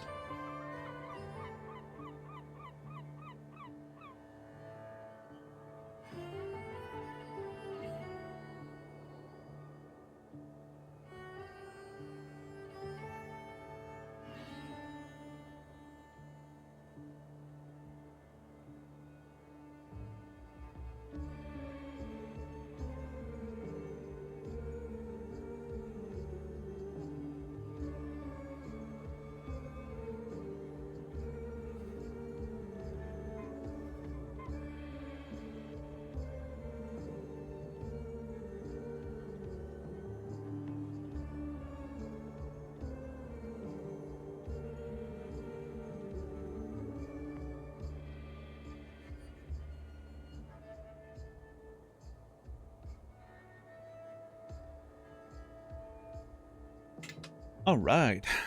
Thank you for your patience, everybody. Windows open. It doesn't look like it's gonna rain. It's gonna go down to 13 degrees C tonight. 14. Okay. It's already adjusting to be higher than expected. It's fine. 14's fine. I can take 14. It's gonna be nice and cool. There was a crazy storm this morning. I don't know if you guys had it. Those of you who live not too far away from me. I don't know if you guys had it, but there was a gigantic storm this morning. Literally horizontal rain. Like one of my windows was open in the house. Horizontal rain. There will literally rain hitting the wall on the other side of the room. It was insane. I literally had to fight against rain, wind, leaves, and stuff like literally getting in my face to close the windows. And I had to like use strength. I had to use force. It was fighting against me.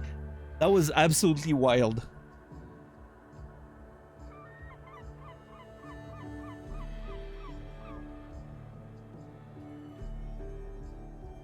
It lasted 5 minutes, and then it was over. But it was a good 5 minutes.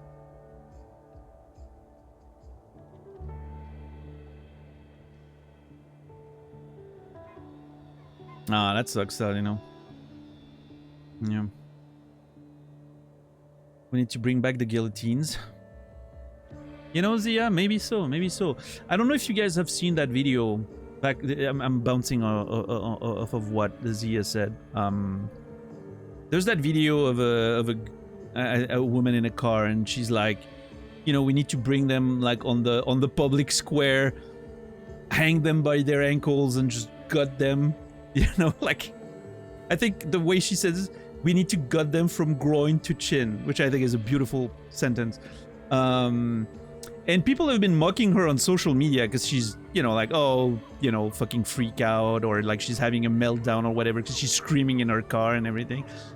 And I'm like, everyone's mocking her, and I'm like, no, hold on. I think she has a point. I'm with her on this one. This is not a meltdown. This is like righteous anger.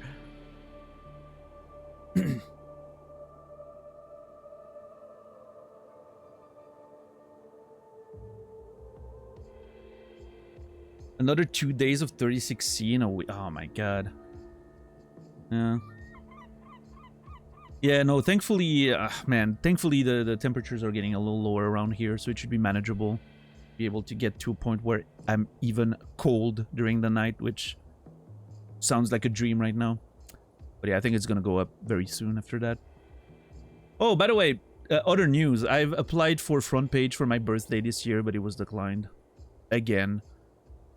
I've been accepted for front page once, and after that, they've always declined. Oh, well. I don't know which game we'll play. Based on the experience in the stream in the past few days with the Vera conversation and all that, I think I want to play a dating game. I'm not sure if it's going to be Date Everything, or if it's going to be one of the Chinese dating games, you know, like the 5 Hearts Under a Roof or something. I want to play a dating game. I want to have fun with some nonsense like that. And I think I'm going to keep Mixtape for YouTube. Probably. Dream Daddy?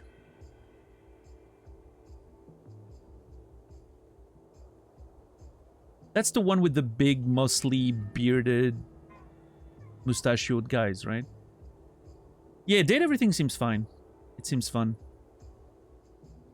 Pigeon dating stream? Is that like, what's it called? I don't remember. When's my birthday? 25th of this month. Yeah, Date Everything seems to have like a fun cast, and it's all voice acted, which is a great plus.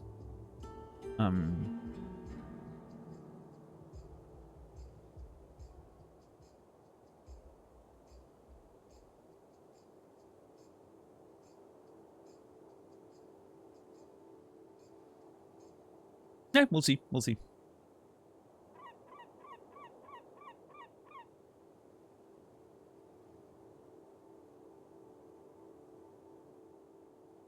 There's another game I would love to play, which is Class of '09, but that's they call it an anti-dating game. It's basically about rejecting everyone, but it's so dark. It's such a cool game because it has that sort of like mid-2000s vibe, aesthetic, emo, and all that. But it's so dark. Like, some of the subject matters are really, really, really dark, which I think would make it a bit of a, you know, maybe not the best if we want to have a big celebration with everyone. I think Date Everything is probably a little more of a sensitive choice. What game? Class of '09. You're gonna love it, Risa. I can tell you already you're gonna love Class of '09. That game's for you. It is literally made for you. For people like you.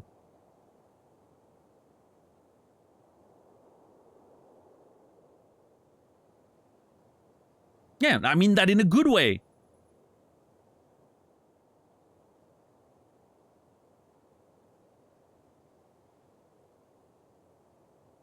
Yeah, that's the one. It's on sale right now. Let's go.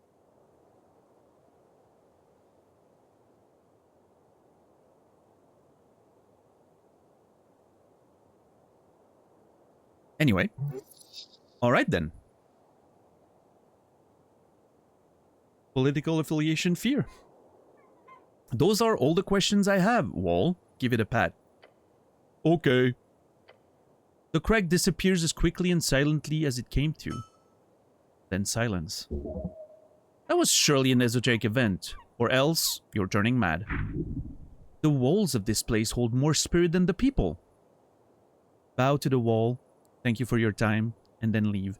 Why is the most normal, polite conversation we've had with a wall? This is literally the most polite conversation we've had in this entire game. Just a nice interaction. Nothing confrontational. Just a nice interaction. Alright, well, I can remove this check because we completed it. Nothing.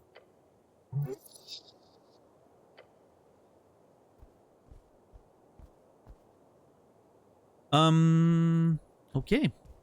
We have climbing the tree, right? Was another thing that we could do. Let's see. You look up at the branches of the bracken tree. It stands tall in the garden, towering over you. Nature is reaching tall and deep. These roots go below the city, nay, even below the river. Look up at the branches above. The wind causes the leaf to dance. Wait, between the branches, high above. Uh-oh. Is that a hole in the bark? A hollow just wide enough for you to stick your hand inside. Something glimmers up there. Treasure in a bird's nest. You have a feeling this could end really badly. Then again, risk and reward, right? It could cause great physical harm if you fell from that height. And heights are scary. The branches shudder in a sudden gust. Climb that tree. You grab onto the trunk. Pressing your entire body against the rough bark, you slowly make your way upwards. No, no, no. Get down! No, no, no. We're doing this. 14 or above. 35% chance. We got this. Daniel prefers conversation with inanimate objects? Well, technically, I'm spending most of my days talking to my monitors. Do you think I see you guys as people? You're just names and colors.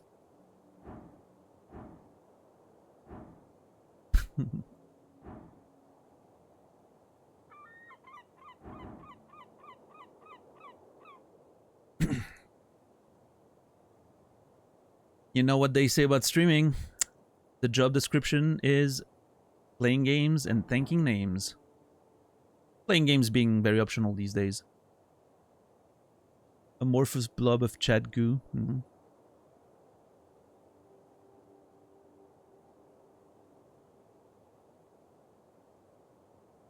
Alright, let's do it. We got this. 14. Let's go. Oh, fuck. That's gonna suck. Wrapping your body around the trunk, you lift yourself up. The bark is rough enough for you to get a pretty firm grip despite the vertical nature of this feat you were attempting. One foot and hand movement after another, each holding on for dear life. Take a deep breath and reach up towards the upper branches. Oh, look at me, I'm falling. That's when you realize you're nowhere close to where you thought you were. Hold down now. Grabbing onto air is not a good idea as you fumble about. Suddenly the world drops around you. Your feet slip from the bark, your soul falling into hell. An instant later, you hit the ground. Fast, 3 HP. That's fine. Something cracks, sending shooting pain up your leg and arm. The tree towers over you, taunting you. Shake it off. You've had worse. Yeah, we're more than fine. This is it. This is just fine. Absolutely no expectations there. We have one. Try feeling it?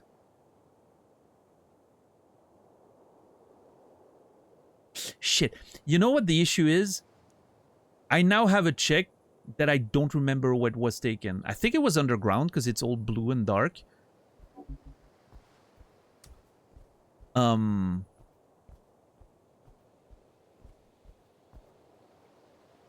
I am not sure. I'll get back to it eventually. I'm not gonna go underground again. Who knows? There might be more traps and shit. I need to actually make progress in regards to finding the lady. Okay, hold on. First of all, listen. I'm not gonna... You look down at the pipe. Roll inside now. I'm done here. I'm not doing it again. I just wanted to see.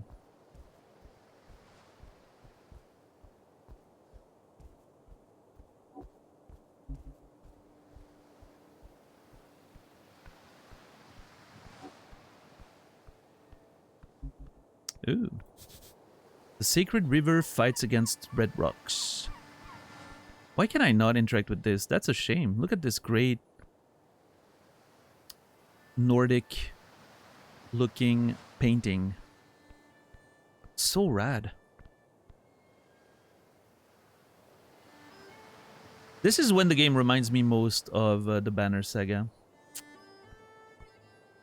So good.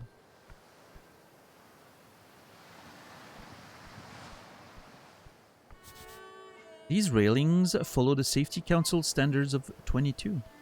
Ah, good to know. Thank you, intelligence.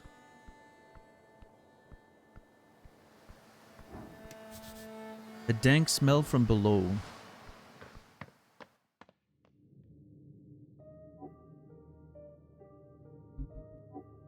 See? Fucking goblin! Oh, you can't see it as behind my camera. Look at that! There's a little goblin on the thing. It disappears! What?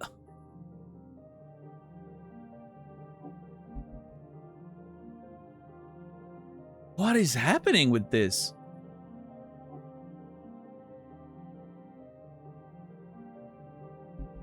Anyway, I'm sure we'll figure it out eventually. The music here, so far, pretty good.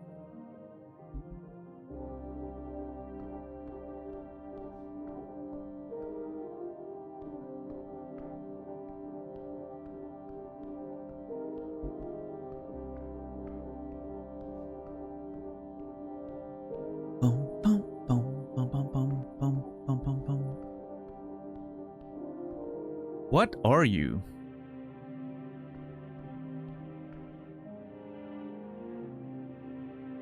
Mushroom lady? Ness Wikala, Nessen of the Green. It's a wisdom behold. Oh, we're gonna nail this. Okay. Dude, I rolled a 2. The only reason why we got anything out of that is because of my proficiency for wisdom. She's an elf. Himea. Unbuttered, moisturized, happy, in her lane. That's such a crazy description. Unbothered, moisturized, happy, in her lane. That is so good. That's a Twitch description, if I've ever seen one.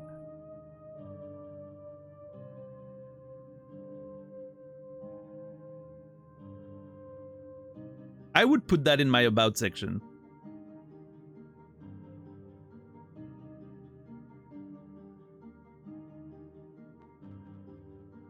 That's directly quoting the meme? Oh, I am not aware of the meme.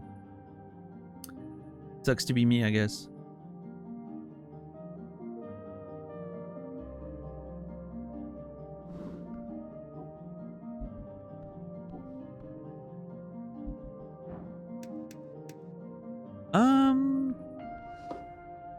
Ew.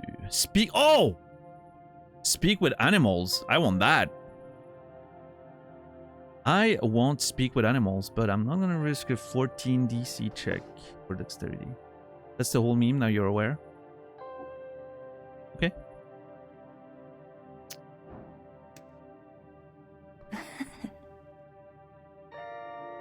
Hello?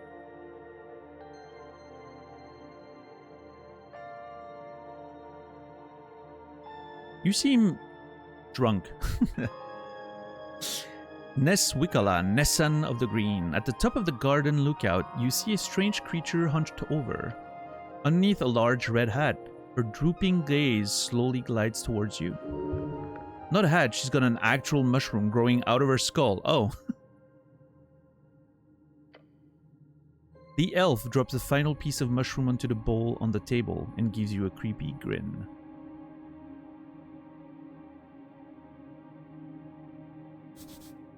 Elf, scary primal overlords of the forest. Rare in Norvik.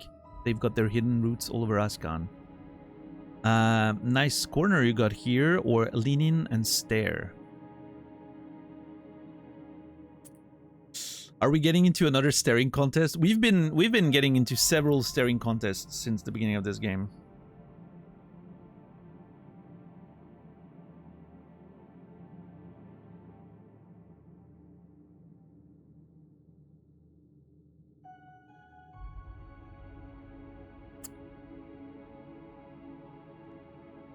Nice corner you got here.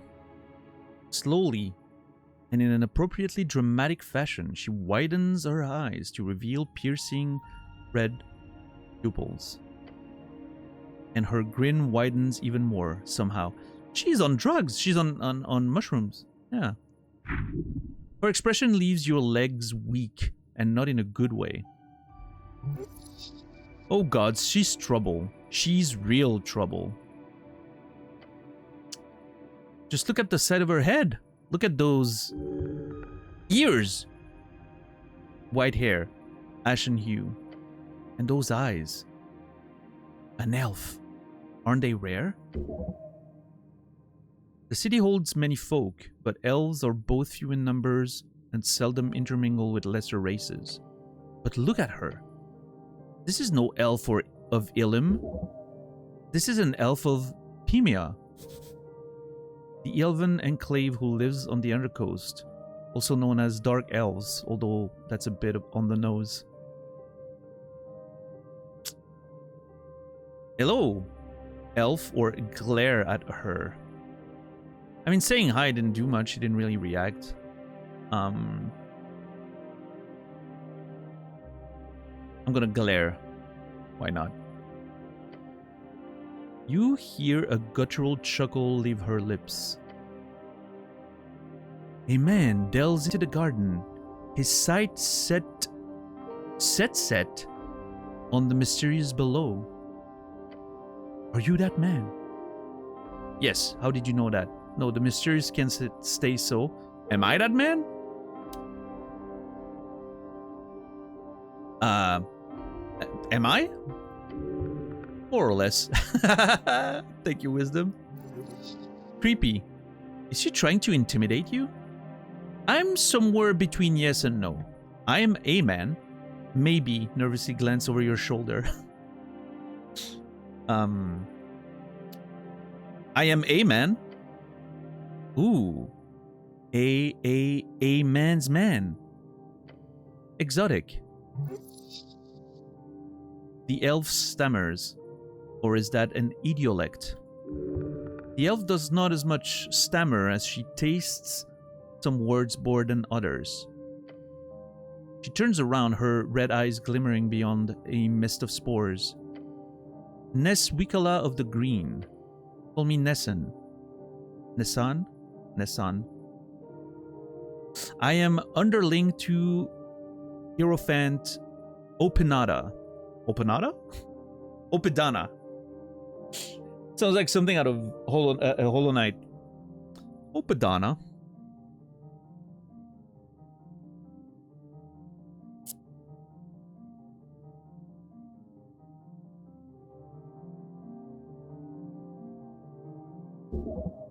Of course, a druid. Primal spellcaster, often balance keeping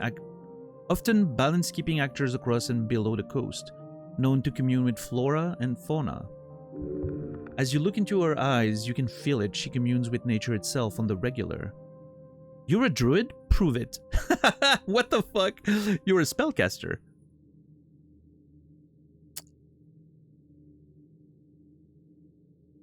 It feels very, feels a little sexist of us to ask for her to prove that she's a druid. We didn't ask Viskin to prove himself.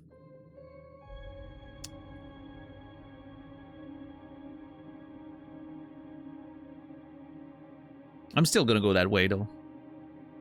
You're a druid. Prove it. She just gives you a goofy smile.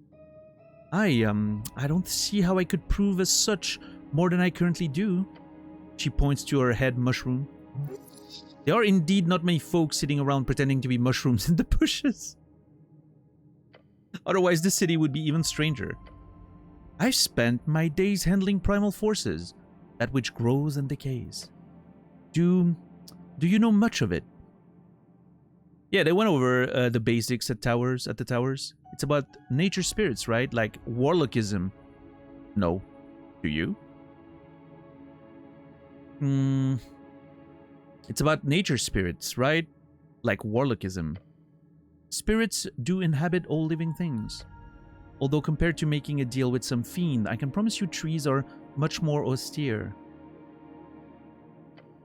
She lowers her gaze for what you realize is the first time since she raised it. I would like to hear your tale, human. There is much to be learned from your folk and your settlement in this band. She speaks as though the Earth folks' 60 or something years of civilization building is nothing but a footnote in her history book. How sustainable is your lifestyle? Sustainable? How do you replenish the resources you consume? This is such a funny conversation in a fantasy RPG. I love it. And if you do not, how many years until depletion? I'm supposed to know that? I do not mean an exact number of hours or even years until you run out of natural resources. Just an approximation. And perhaps a toll of the impact on others in your vicinity. She's great. You mean me in particular or my people? Both? Or either? She presses down a mushroom in her bowl, sending a puff of spores into the air. You want an answer now? If you have it. But there is no stress. Think about it and move on. The elf speaks of the realm. How long until your way of life collapses? To keep one balanced with the primal forces of the land is the only just way to live. Oh god, I accidentally pressed a button. That sucks.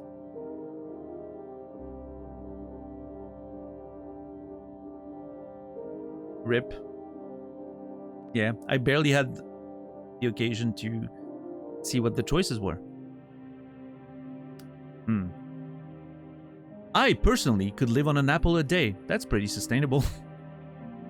Oh, that's not good at all, human. Your kind requires much more sustenance.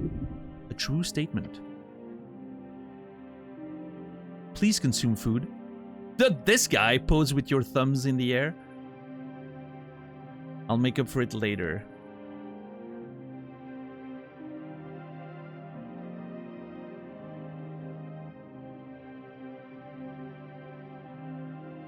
I'm gonna go nut this guy and pose with your thumbs in the air. She shows you a worried expression. Care for yourself. Do not let the idealization of a goal hinder a healthy lifestyle. She gives you some of the mushrooms from her bowl. Thank you. Please, eat. It is as the hedonists say, listen to your empty stomach. She's well read, even if it is anarchist rubbish. He places a palm against the rough floor. Opidana has helped keep the undersea from being overtaken by unbalancing powers. Demigods, fiends, celestials, your human arcanists. Each creates a power that not only overtakes the primal, they do so with ease. That great war your kind waged upon one another delayed it, but I do certainly believe it is inevitable. She speaks of the unsustainable nature of magic. Humans barely exist anymore, we're almost extinct. Don't worry, nature always survives. The primal stuff should just get stronger then. Subfence.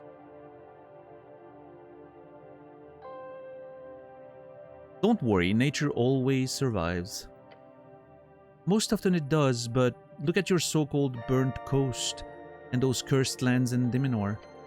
Nature makes it through most things, but there are forces in this world that can wring the life out of every band if it so wishes. Magic is not what it used to be, but she is wise to stay. We must stay vigilant. Takes a deep and deliberate breath. Now, enough of complicated topics. Tell me, human, do you have a mate? Well, that took a turn. The elf speaks of nature as a close ally. You should... Wait, what did you just ask?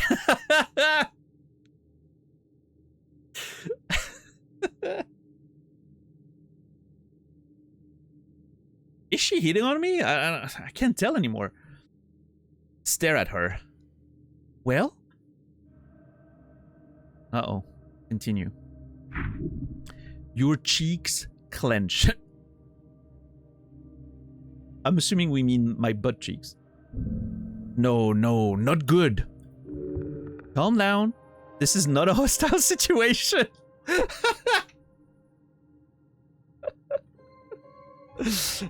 I love the idea that we're feeling threatened by the question. This is so funny. None of your business. Elaborate? Sure. Elaborate. Of course. I apologize if I was vague, human. I only mean most human in this settlement group in pairs. I wonder if those of your kind do the same. Form such long-term committed partnerships. She did not have ill intent in her original inquiry. No, I'm married to my work. Clear your throat. I am the cleric. I go solo.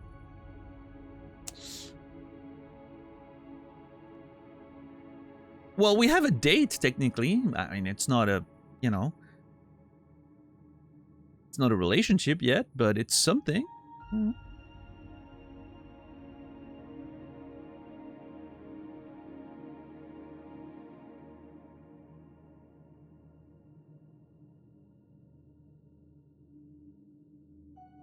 No, I am married to my work. Clear your throat. Or I am the cleric. Am I gonna affirm that I'm the cleric again? I'm the cleric. I go solo. She lowers her mushroom cap and sighs. I see. It is the same here then. The path of an esoteric guardian is to be alone. You're never alone, even when it feels like you are.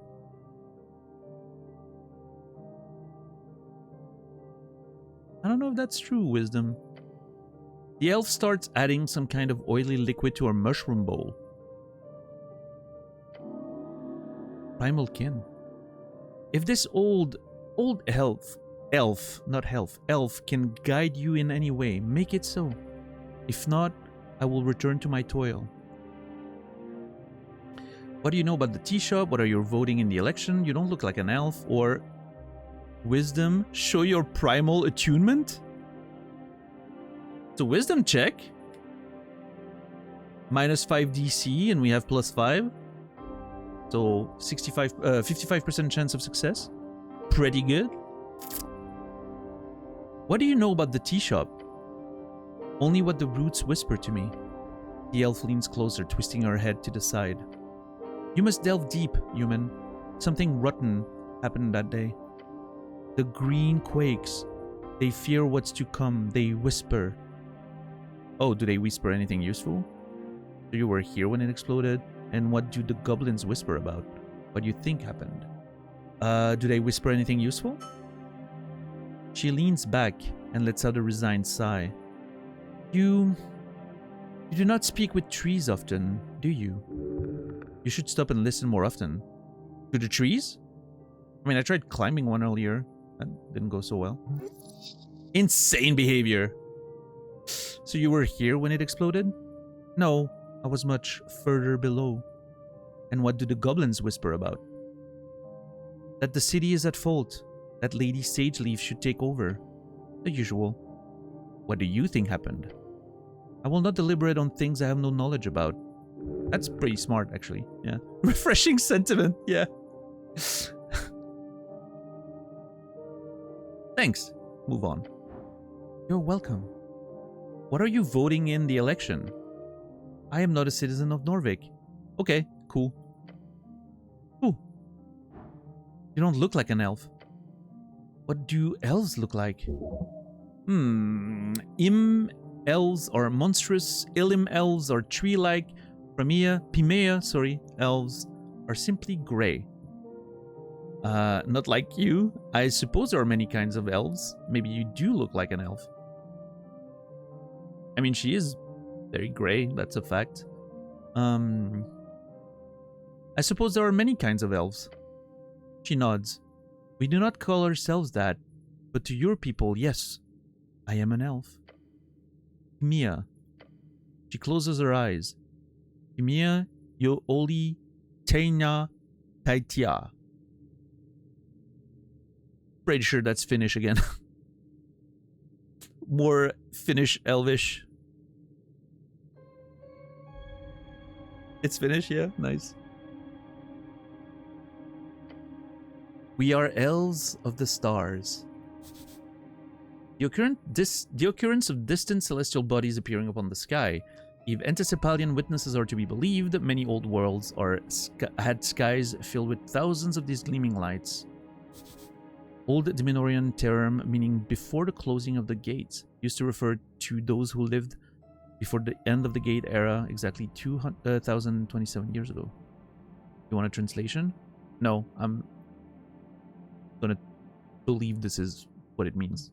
I don't want a literal translation. In this case. The closing. A term for the closing of the gates, the event which ended the gate era, occurred exactly 2,027 years ago. It didn't need a repetition there, I don't think. Pimea is our name for their people, but it is not correct. Remember that. Any questions? You speak Elvish? Impressive. Do your people have a great civilization below? So you're from the Undercoast. How do I get there? I don't like elves. I've got some other questions.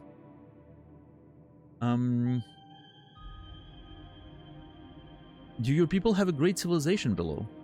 No. I believe your people would call us nomads. So you're here from the Undercoast. How do I get here? Holes and tunnels. There are more than enough, even within viewing distance. Though I'd recommend gaining Lady Sageleaf's approval first. You speak Elvish? Impressive. She looks to the side, then back to you. Your grasp on the human tongue is remarkable as well. She's too kind. I'm not gonna say that. Yeah, I like elves. They're fine. I've got some other questions. Great. Alright, let's go for it. Can I show her my primal attunement? I'm not sure what that means, but... Oh! It finally happened!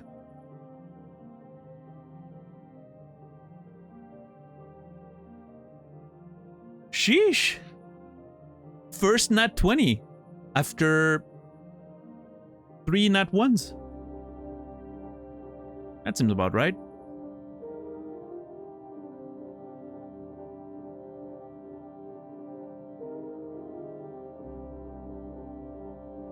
you kneel. Hmm? You need to prove it. Your attunement to nature. Interesting. Yes, yes. She places the bowl from her desk to the ground before you. You must show that you've learned what you've learned in your studies. The primal forces are complicated, but you can still sense the tingle of your strings through every branch and mushroom. Hold your hand over her bowl. As you reach out, the elf hums. Then she moves the bowl even closer to you. You've attempted this before, it did not go well. You believe that is all you require. Magic is not an exact science, despite what the instructors in the towers used to tell you. The esoteric in your realm does not conform to rules. That is the only rule they truly follow. Now feel the oily mushrooms inside this bowl. The strings within them, around them. Grab one of them. Change it. Twist a string. Oh!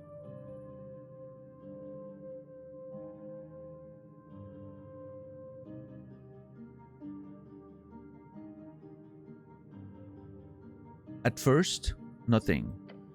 Then a twinge. Whatever you touched, it is connected with the spores, the growth, the decay. You did little, but you did something.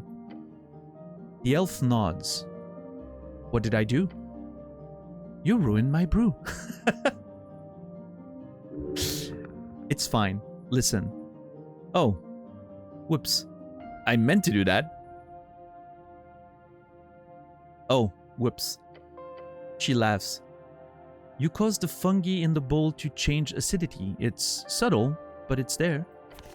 You performed an act of druidcraft, human. The druid use druidcraft to unlock unique interactions with the natural world. I did? Question mark? Of course, I'm a natural. You are, aren't you? Nessan grabs the bowl and pours the mushy mushrooms onto the ground. The mushy mushrooms. The mushy mushroom. The content wriggle before you. I made the mushroom come to life? It went bad. Oh, jeez.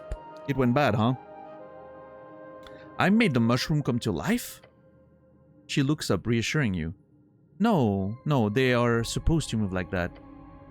You did not perform that big of an esoteric feat. Not yet, at least. She chuckles and puts the bowl back on her desk. Perhaps you can be one human I share knowledge with, if that is what you wish. I love plants! Give her a thumbs up. Please do, I want to learn. Or shrug.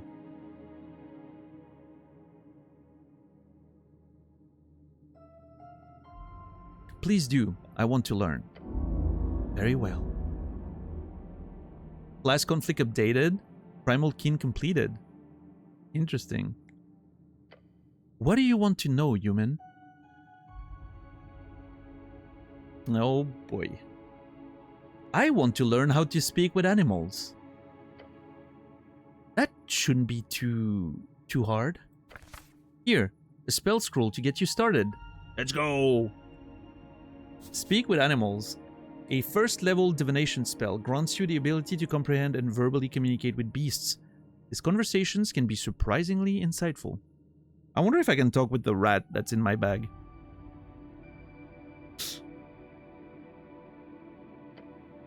Cast it when you have an animal to speak with, and you should be able to hold a conversation, as long as you can keep up. What is druidcraft really? I would call it a most useful path of communication with nature. It can be used for many a thing, but for you I would suggest focusing on the basics. Use it to move peacefully through the roots, and to show your balanced nature to those primal spirits who roam below. Okay. Can druids create magical food, perhaps? Certainly. There is a spell that would be very useful for you since you're on the run all the time. Good apple. It creates 5 apples. Each can feed a grown man for a full day. Although considering your diet, you could probably down a couple. Ooh, I love apples. Can I have that spell, please? Apples, huh? Smirk. Hold out your hand. Oh, I love apples. Can I have that spell, please? I don't have that spell scroll. Sorry. But I do seem to remember I handed one to Moongore. She might keep one in the roots of poo. Okay. Moongore, one of Sageleaf's enforcer, a bugbear, lovely woman. I think that's the one we saw when we were downstairs, guarding the gate. Quite the bite on her. What is she implying? How can I get good apples? I don't know, probably some weird stuff. How can I get that good apple spell scroll? Just tell her I sent you. Moongore and I are friends, you see. Are these apples real or fake? They're real. I've customized the spell myself in the process of helping Sageleaf's apple strains down here. Magically created, yes, but real. That might explain why there's so many apples in Viskin's lair. Good. Good. Good. Good. Can nature protect me? Of course. With bark skin. I do have a spell scroll of it, but it's down in the roots below the garden. If you pass by, take it. I keep a cache hidden underneath Lord Pooh. Pooh is Elvish for tree. Ah, some kind of animated tree, I suppose. Pooh? This lord would just give me the cash? Pooh? Question mark? A cute nickname. She giggles. We have a password. Just say Minun Sixikus Puni, and he'll open right up. You can have the other stuff inside as well, since Sageleaf wants you to succeed. Oh, great, thanks. What does that mean? Flattery of the highest kind. He gives you a creepy smile. Just give the password. He will grant you access.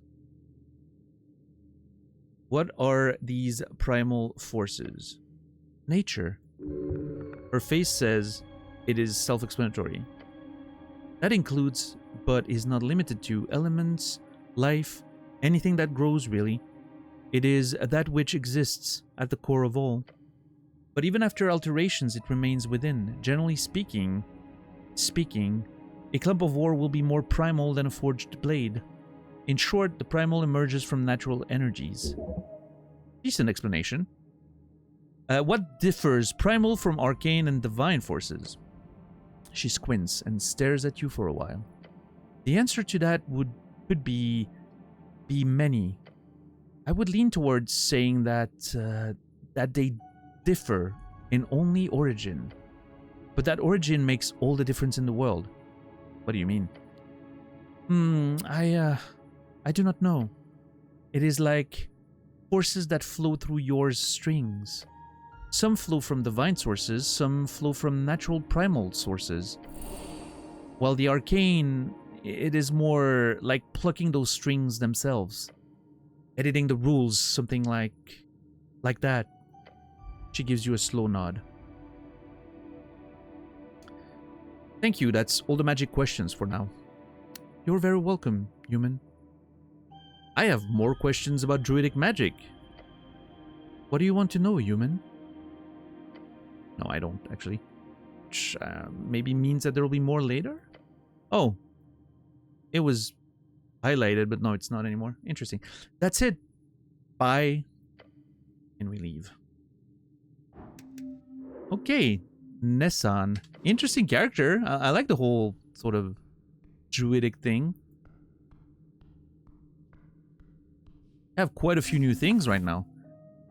You can speak with animals. I really want to get that equipped as soon as possible. Situational up to 10 minutes. You gain the ability to comprehend and verbally communicate with beasts for the duration of the spell. The knowledge and awareness of many beasts is limited by their intelligence, but at a minimum, beasts can give you information about nearby locations and monsters, including whatever they can perceive or have perceived within the past day.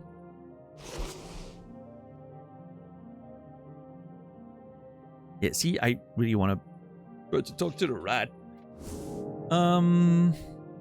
Hey, I'm a level 1 druid now. Look at us multi-classing. That's cool. So druid is the wisdom class. Interesting. Convince Nessan to teach you primal magic if you're so inclined. You attune to the primal strings, proving yourself to Nessan. You are now a very newbie druid, at least in her eyes. And that's completed. It was completed before I even saw the class, the quest.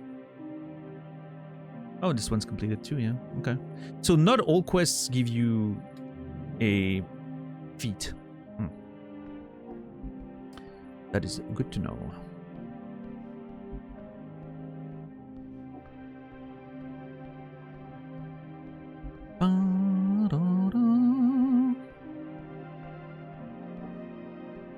Okay, there's our... Oh! Your stomach twists. Beware her illusion. Yeah, there she is. And there's that guy.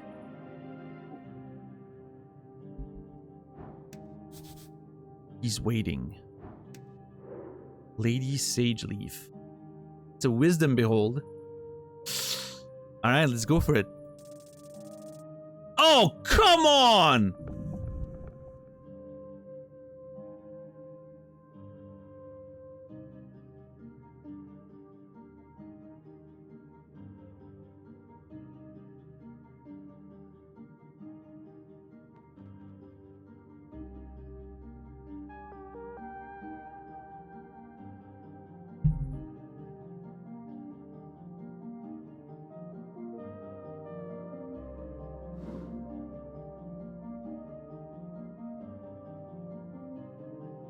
The 20 was just a bait for this. Truly was. What's up, Sam? What's up, Fireheart? The Blairy. Absolutely disgusting rolls, man. Absolutely disgusting rolls.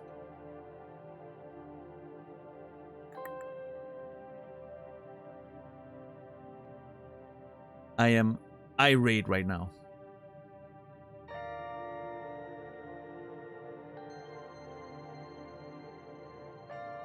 Setup, meet punchline.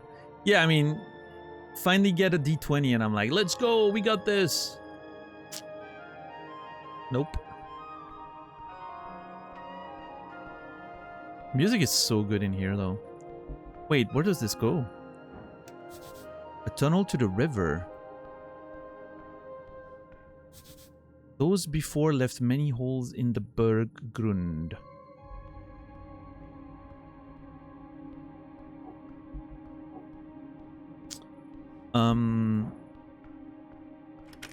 The path is barred. Oh. Well then. So much for me exploring a little bit.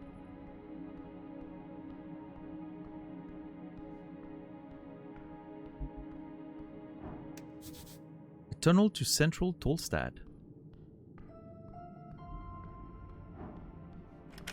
The long hallway is guarded. Can't go there. Huh? The dragon herself.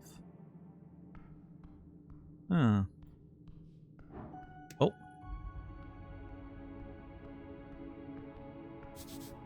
Viskin's Lich House must be located within this wall, just a bit further up. A tunnel to the lower lair.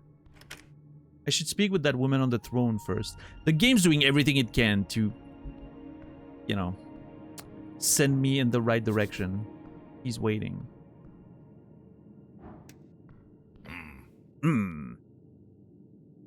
You approach him below the sprawling tree. The well-dressed goblin stands proud beside his master. Go ahead, cleric. With a proud smirk, he motions towards the wooden throne. Much of his personhood hinges upon that throne and its owner. You should stand before the throne, address her court. Okay then.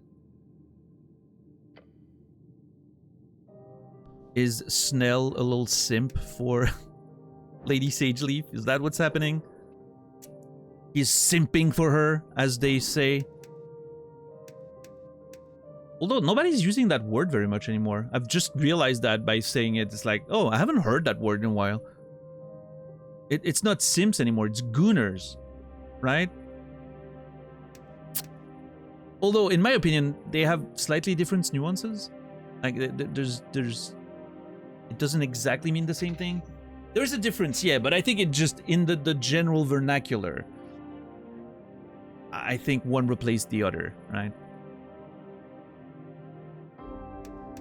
Because it wasn't, you know, it was never very close to the actual definition, actually, right? It was just like everyone who's around a girl is a simp. Now everyone who's around a girl is a gooner. It doesn't matter what it actually means, I think.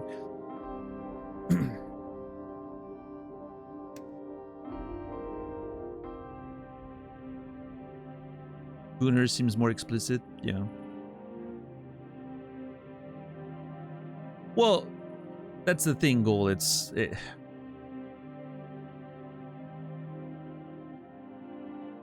doesn't really matter what it means anymore. It's just used as a general, like, sort of descriptor, I guess. Sims supposedly respects women. Gooners are just beating their meat to women. That feels reductive of a description, but fair enough.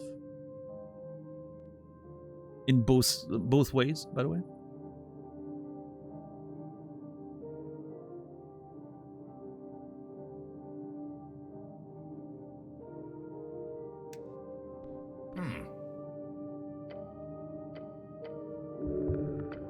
Okay. Nothing new here. Well, Lady Sageleaf, we can't really know anything about her. Can I trifle? Ooh. Pixie Dust. A ring of regeneration. Slowly regenerates HP over time. Oh. +1 constitution. Seems like a nice...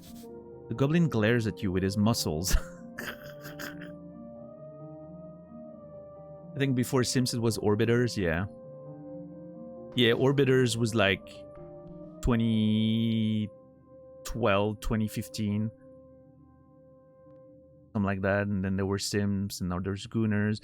It, again, every term means something slightly different, but they're just used interchangeably to describe the masses of dudes that are in the vicinity of, you know, an attractive online lady. I think is kind of like the way it's being used, without much concern for the actual meaning of the words. What's an orbiter? Well, it's someone that orbits around a person, right? Is the implication.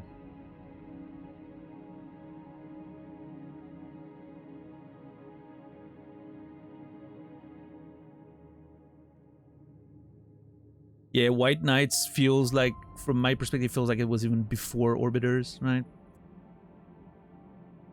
I remember White Knights being a thing like in the early 2000s or something. Hmm.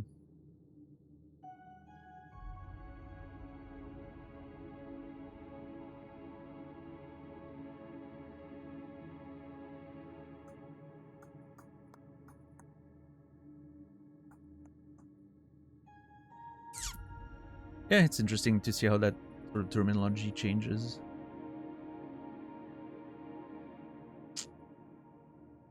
Anyway, let's talk to Lady Sageleaf.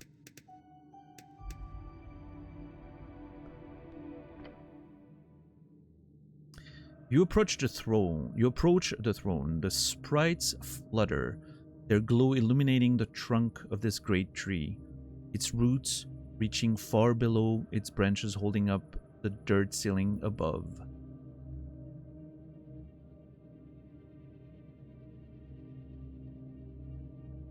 I wonder if this could be the tree we tried to climb, like the probably not, right? But because it said something about the roots going deep.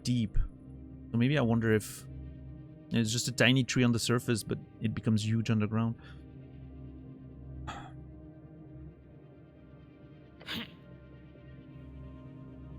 On the throne sits a tiny goblin, her smirk as bright as it is threatening.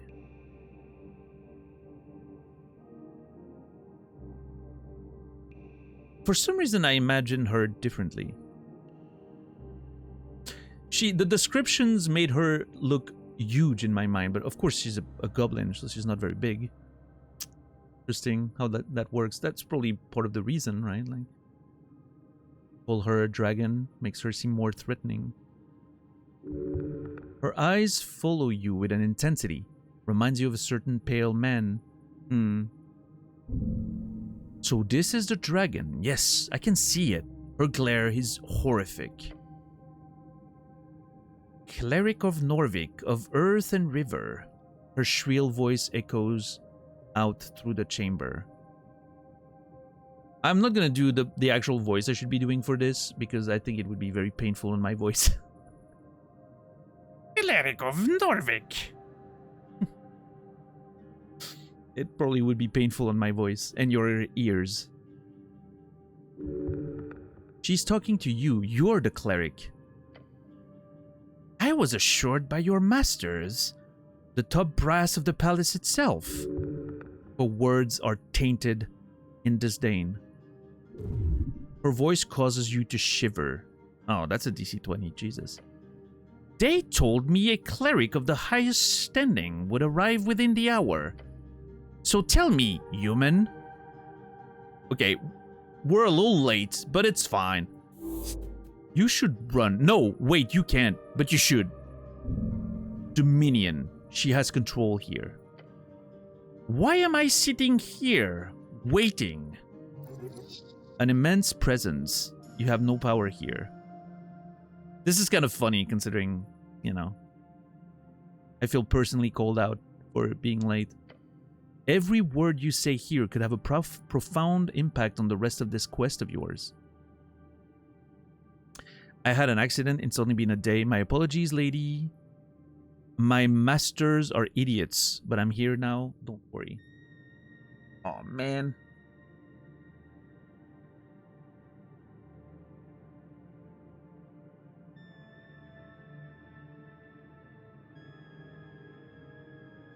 If only I hadn't completely fumbled the fucking behold, I could have some form of information to help.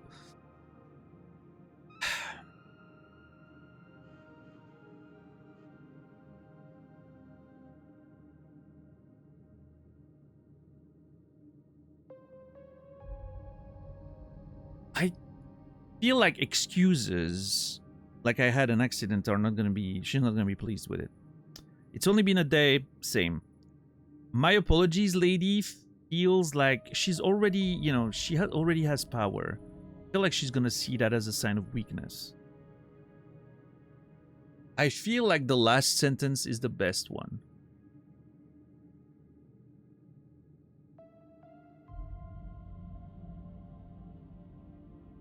It justifies her disdain for the, you know, the masters. Which, thank God, wisdom got us that information. And then it affirms that we're here to help and we're about to do what we need to do, which I think is gonna, you know, no nonsense sort of attitude is gonna work well with her. We'll see. My masters are idiots, but I'm here now. Don't worry. Her frown quickly turns into a grin. Since we're on the same page, then. Let's go. Her expression, she is appeased for now. I read that situation like a book.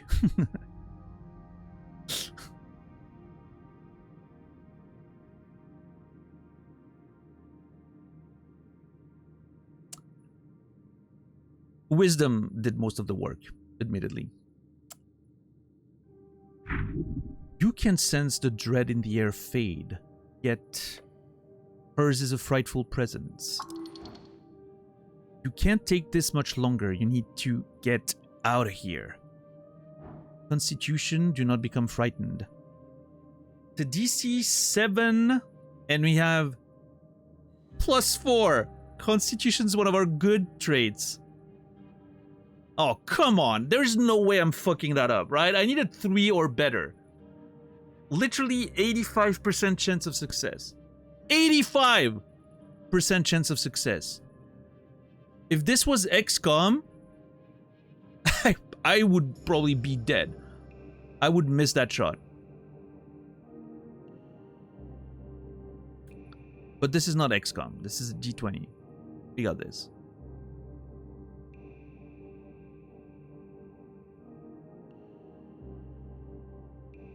Do not become frightened. Oh, thank God. Let's go! You brace your entire being as you meet her glare. With trembling innards, you resist. She lifts her chin. You stand. Good. She's not impressed, just happy you did not completely lose your mind. The dragon leans on her armchair, letting out an exhausted groan. It is vexing to watch my street descend so far. Are you even aware, cleric? A local business caught up in an inferno in the middle of the day, right on the Pillar Road. Right on Pillar Road. My road! She roars. You stand your ground. And yet, Magistrate Darrow, she spits out the name like it's a curse word. He alone believes in the Halfway Bridge tribe does not have jurisdiction over this particular location. She appears to have been stewing over this annoyance for some time. The magistrate speaks for the city. Why does Darrow say that? Where is your usual jurisdiction? And where exactly is the tea shop located? The magistrate speaks for the city. Why does Darrow say that? Because he is a fool born of nepotism and alcohol. The magistrate speaks for the city. She claps her hands together. See? This is what I've been dealing with. Blind faith in a failing system. She lets out a frustrated groan. Maybe I should not have said that. It feels like the roar of a lion.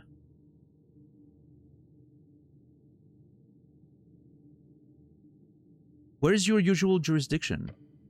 She leans back and picks something from her between her fangs. I have an official recognition of law on Lower Tolstad. The definition of that has always been vague. Some see it as anything below the ground, some see it as below water level. And where exactly is the tea shop located? She glares at you. It is, or was, rented out of a corner of the central fort, just above the holes, next to the pillar. She snaps her fingers towards the goblin to her right. Huh? That means it's a part of the core foundation of this island's fortress. Therefore, that property is legally an underground rental unit, he says, bowing his head. Lady. My people have been handling that damn Krause contract for years.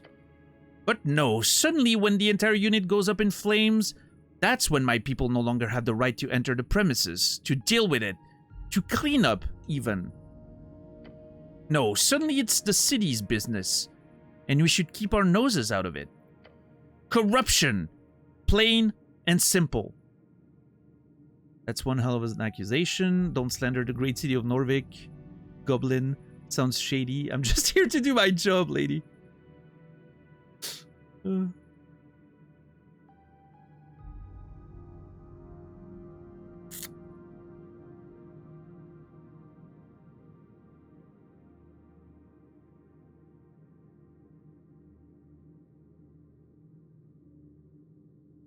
mean, it does sound shady, I will say. Her sharp glare stabs you. Normal business in Norvik. And don't get me started on the actual effect this has on my people. Snell, she says, and beckons towards the comely goblin. He approaches the root and takes a bow. Lady Sageleaf. Then he turns to you. The magistrate says it was an accident involving a fireplace failure. They've yet to send anyone in to actually investigate the scene. How can You know that. You should trust the magistrate. You want to check it out yourselves. And you want to check it out yourselves. Of course. The lady glances at him, to which he responds by making a nervous face. He's embarrassed. The explosion occurred on the 21st of March, just past noon. 3 minor injuries were reported in the area. Luckily, foot traffic was low at the time of the incident, so despite the massive kaboom, no dead folks. Who were the injured? Star Witness is updated. We only managed to get one name in the chaos. A certain Frank, son of Frank, was said to have walked away with lesser burns. That's the sort of prefix used by Earth folk. A human, most likely. Ha! That ain't a real name. He was apparently dressed in a fancy yellow outfit, whatever that means. Beyond that, we have some conflicting accounts. One person said, quote, "He looked like one of them dungeoneers, you hear? A real adventuring man," end quote. Another said he was looking to get out of trouble, heading right down the stairs to Water Lane. Dungeon or Water Lane? Both sound like trouble. Frank, son of Frank? Yeah. That's a fake name. Yeah, that was his charisma success. That's a fake name. Uh-huh. A dungeoneer? If you believe it, that comment was from one of the militia members. Could be smart to check the city below just in case, despite the dangers. Down to Water Lane? Yeah, seems like it was heading in that direction, though down could mean a number of things, Water Lane included. Fancy yellow outfit. I'm assuming some type of Reedsian fashion. Was he inside at the time?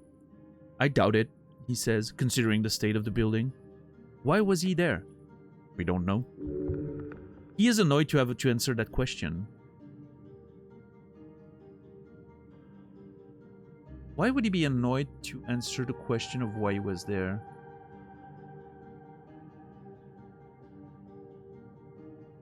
That's interesting. Why was he there? We don't know. Hiding something, maybe? Maybe he was there... Yeah, I don't know. Where is he now? We don't know. You just let him leave? Do you know anything? Sounds like you were handed a tough hand. Sounds like you were handed a tough hand. Yeah. Although one of the militia members mentioned him just calmly walking away down the stairs. Maybe down to the crossing or somewhere else. We don't know. Anything else you know? Snell gives a nervous look to his master before answering you. We have theories, but we need proof. The lady raises her claw. The unveiling has begun, cleric. Secrets in the ashes. Corruption, madness. She claws at her wooden throne. Politics. Rambling of fools. Bureaucracy wears her down. I get it. This is clearly the work of a rogue spellcaster, someone who cannot go unpunished. I said the same thing, by the way. Rogue spellcaster. A spell would indeed be the only logical answer for such destruction. I will bring justice to Norvik, a rogue spellcaster. Isn't there an anti-magic task force we can call? Can't he deal with it?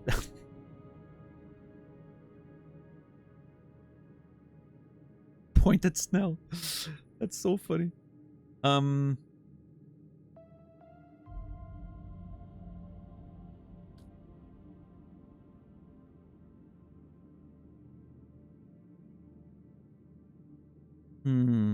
Can't he deal with it? Point at Snell. The goblin bares his fangs to you. The presence of his lady causes him to say nothing. He has a deep devotion to her. The lady clears her throat. I formally declare a joint venture. Oh! The Halfway Bridge Tribe and the Earthguard City Clerics shall investigate the tea shop on Pillar Road and bring justice to those who seek to arm the peace. No creature, foul or fair, shall escape my rage. The words sip out from her maw, burning the air. Every goblin in the chamber looks upon her in awe. She is theirs to serve. So this is about revenge. Nod solemnly. This is my investigation. I'm just gonna nod. I'm not here to upset her. She grins. The goblin enjoys the power she wields over you.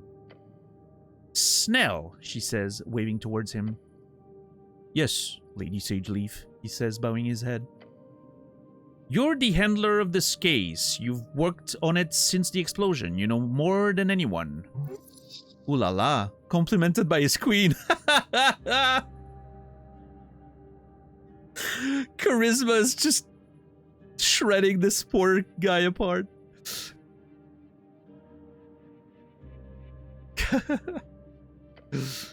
I want you to represent the tribe in this venture. His face lights up. A goblin and a cleric. Together you will have access to both Upper and Lower Tolstad. You're going to have the prey boy around? Damn, I thought it was just going to be fun. His expression is that of shock. He did not expect this. Do not disappoint me, Snell. Do I have a say in this?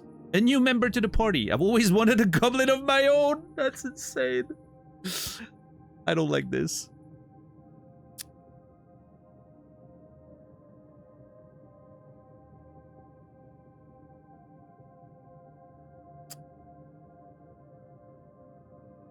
I mean, I'm okay with it. New member to the party, yeah. A new member to the party. He ignores you. The goblin takes a deep bow. Yes, Lady Sageleaf, your will be done. The evil forces at work will be vanquished. Huzzah! The mystery of the tea shop shall be uncovered. At your service, Lady Sageleaf. Mutter, damn goblins. I don't know.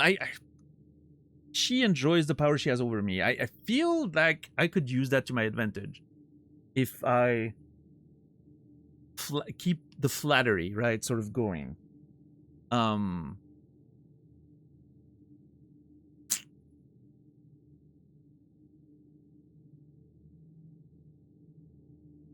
She seems like a powerful person. Might be good not to, to be on her good side, I guess. But although she probably does not respect someone who's just... Well, I mean, let's just see how she treats Snell, right? I'm gonna go with the mystery of the tea shop shall be uncovered. The sooner, the better. First priority is the tea shop. We need to gain access. Your new goblin companion gives you a quick wave. Let's go. Cleric. Snell is joined as a companion. You can speak with him if you need help finding your way across Tolstad. For as much as she told you, there is a danger you're missing here. The lady is keeping information from you. You should thoroughly investigate the tea shop. Thoroughly. And we should also look for that witness. How do I gain access to the tea shop? Right, where's this tea shop again?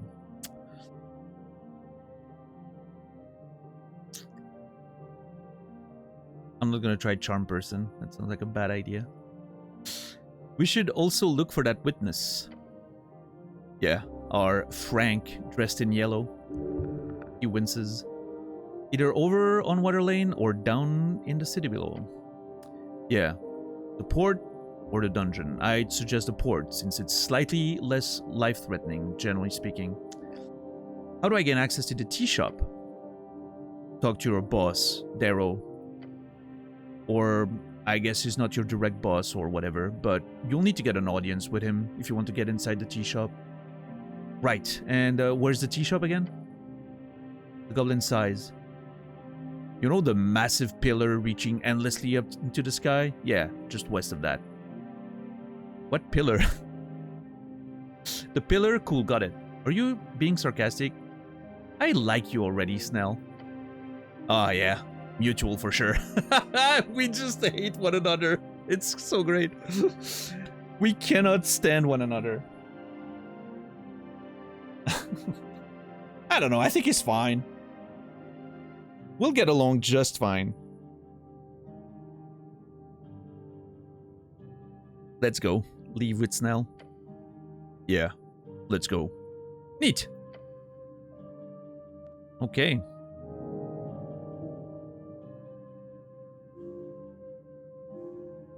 You've spoken with Lady Miska Sageleaf and begun a joint operation with one of her pawns, a goblin named Snell. Let's hope he doesn't get in your way too much. The Star Witness, a Frank son of Frank, was seen on the Pillar Road at the time of the explosion, but calmly walked downstairs afterwards. Locate and question the strange man dressed in yellow. Frank son of Frank is often used as a fake name by rich adventurers around the coast.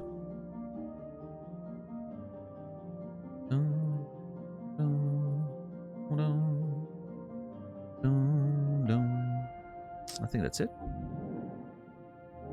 Do we have any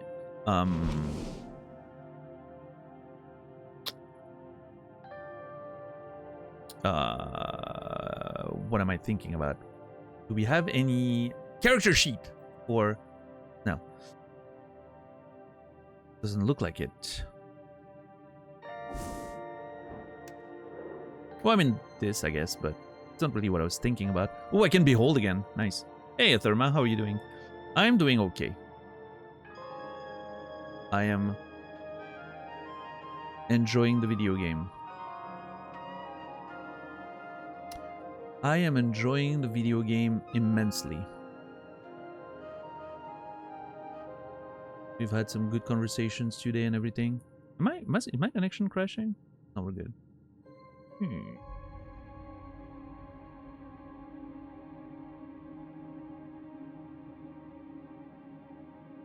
I'm still alive, right? Yeah.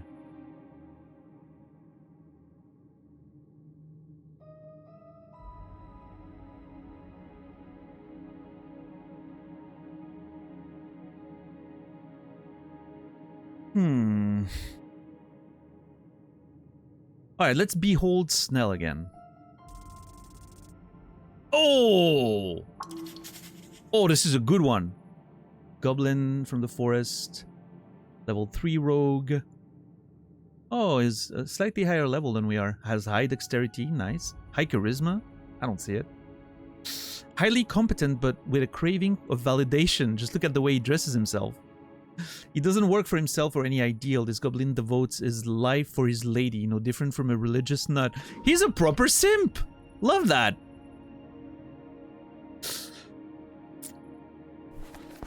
So good. I do need to find a shrine. I want to speak with animals. I need to try if my if I can speak to my little rat.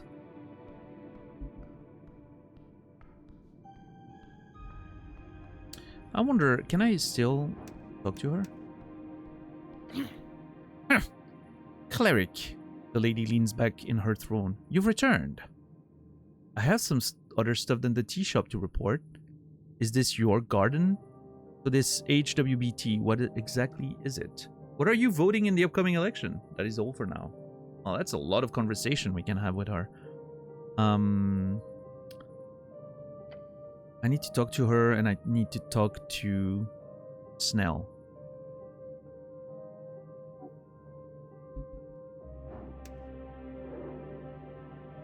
Shit.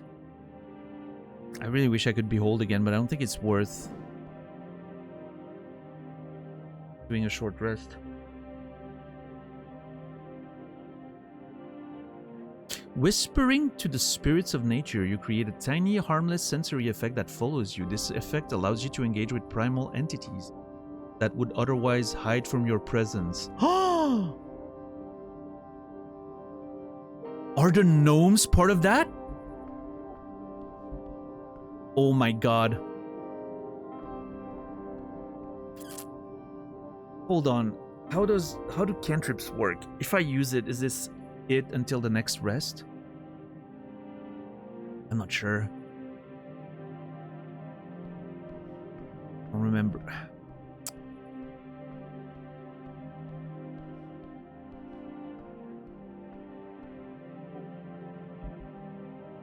I mean, I can try, I guess.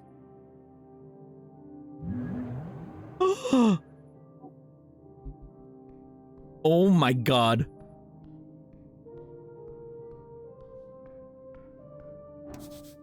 A tiny primal spirit.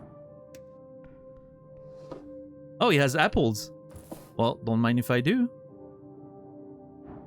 Engage.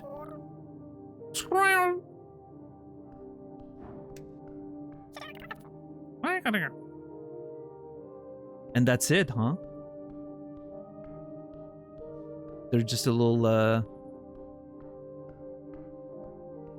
not an Easter egg, but a little thing. And that's about it.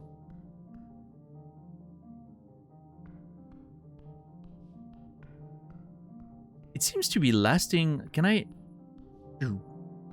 Okay, so it doesn't cost anything. I can just turn it on and off.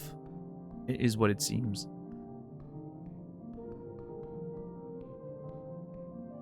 That's how it works.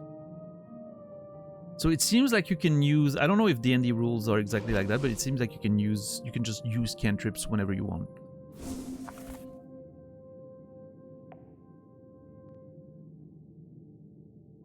They're like utility spells, which I'm sure is a way... I don't remember... I don't think they existed in 3.5, which is, again, the last one I played. Maybe they did. Again, we were playing with like a half homebrewed system, so it was kind of a weird thing, but I'm assuming it's a way to balance the fact that mages are always sort of limited by their spell slots, and sometimes, you know, you would kind of be like, oh, well, I'm out of spell slots and we can't really rest right now, so I guess I'm useless. So having cantrips is like brings some utility and balance to the characters, I guess. Torch size lies within range. Yeah. So I can have this whenever I want now. Nice. Hell yeah. Okay, cool. Well, we're learning. That's nice. I'm glad I learned that. Had a good reason to try a cantrip, and it paid off. Very good. Older D&D, just hitting things with a club over and over, waiting for my spell time, yeah.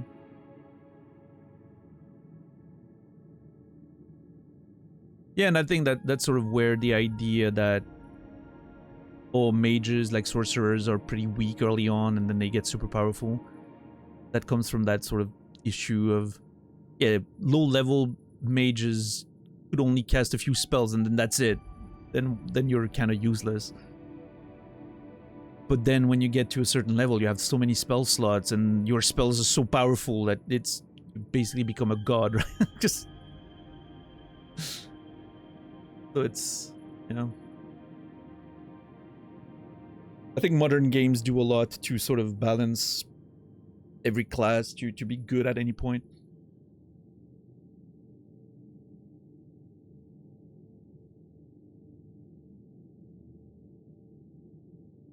Very different philosophies in game design.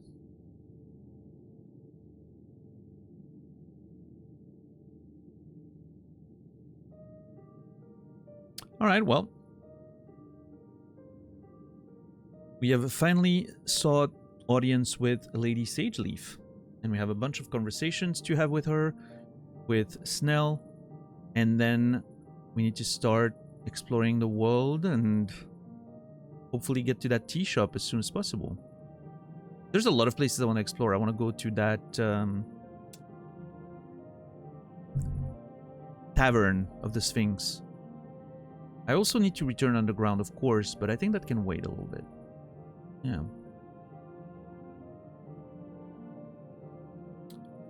But all that, ladies and gentlemen, is going to be a story for tomorrow. I think I'm happy to call it here for now. Slightly earlier, but it feels like we're about to start a whole new thing, so it's probably a good stopping point.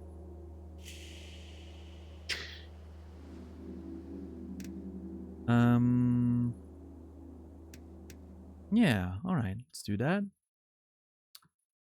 Great. Yeah, thank you guys. I cast Magic Missile, 2d4 damage. I can cast Chaos Maw, 10d6. Yeah. The power curve of mages is always pretty impressive. Yeah, thank you guys for hanging out. Conversations, lurks, yada yada. Yeah. Presumably I will be back tomorrow, 7 p.m. Central European Time, 1 p.m. Eastern, 10 a.m. Pacific, for more adventures of Esoteric Ebb.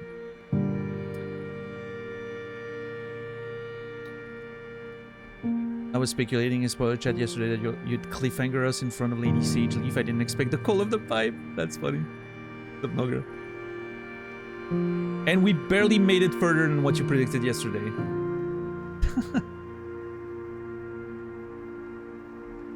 That's funny.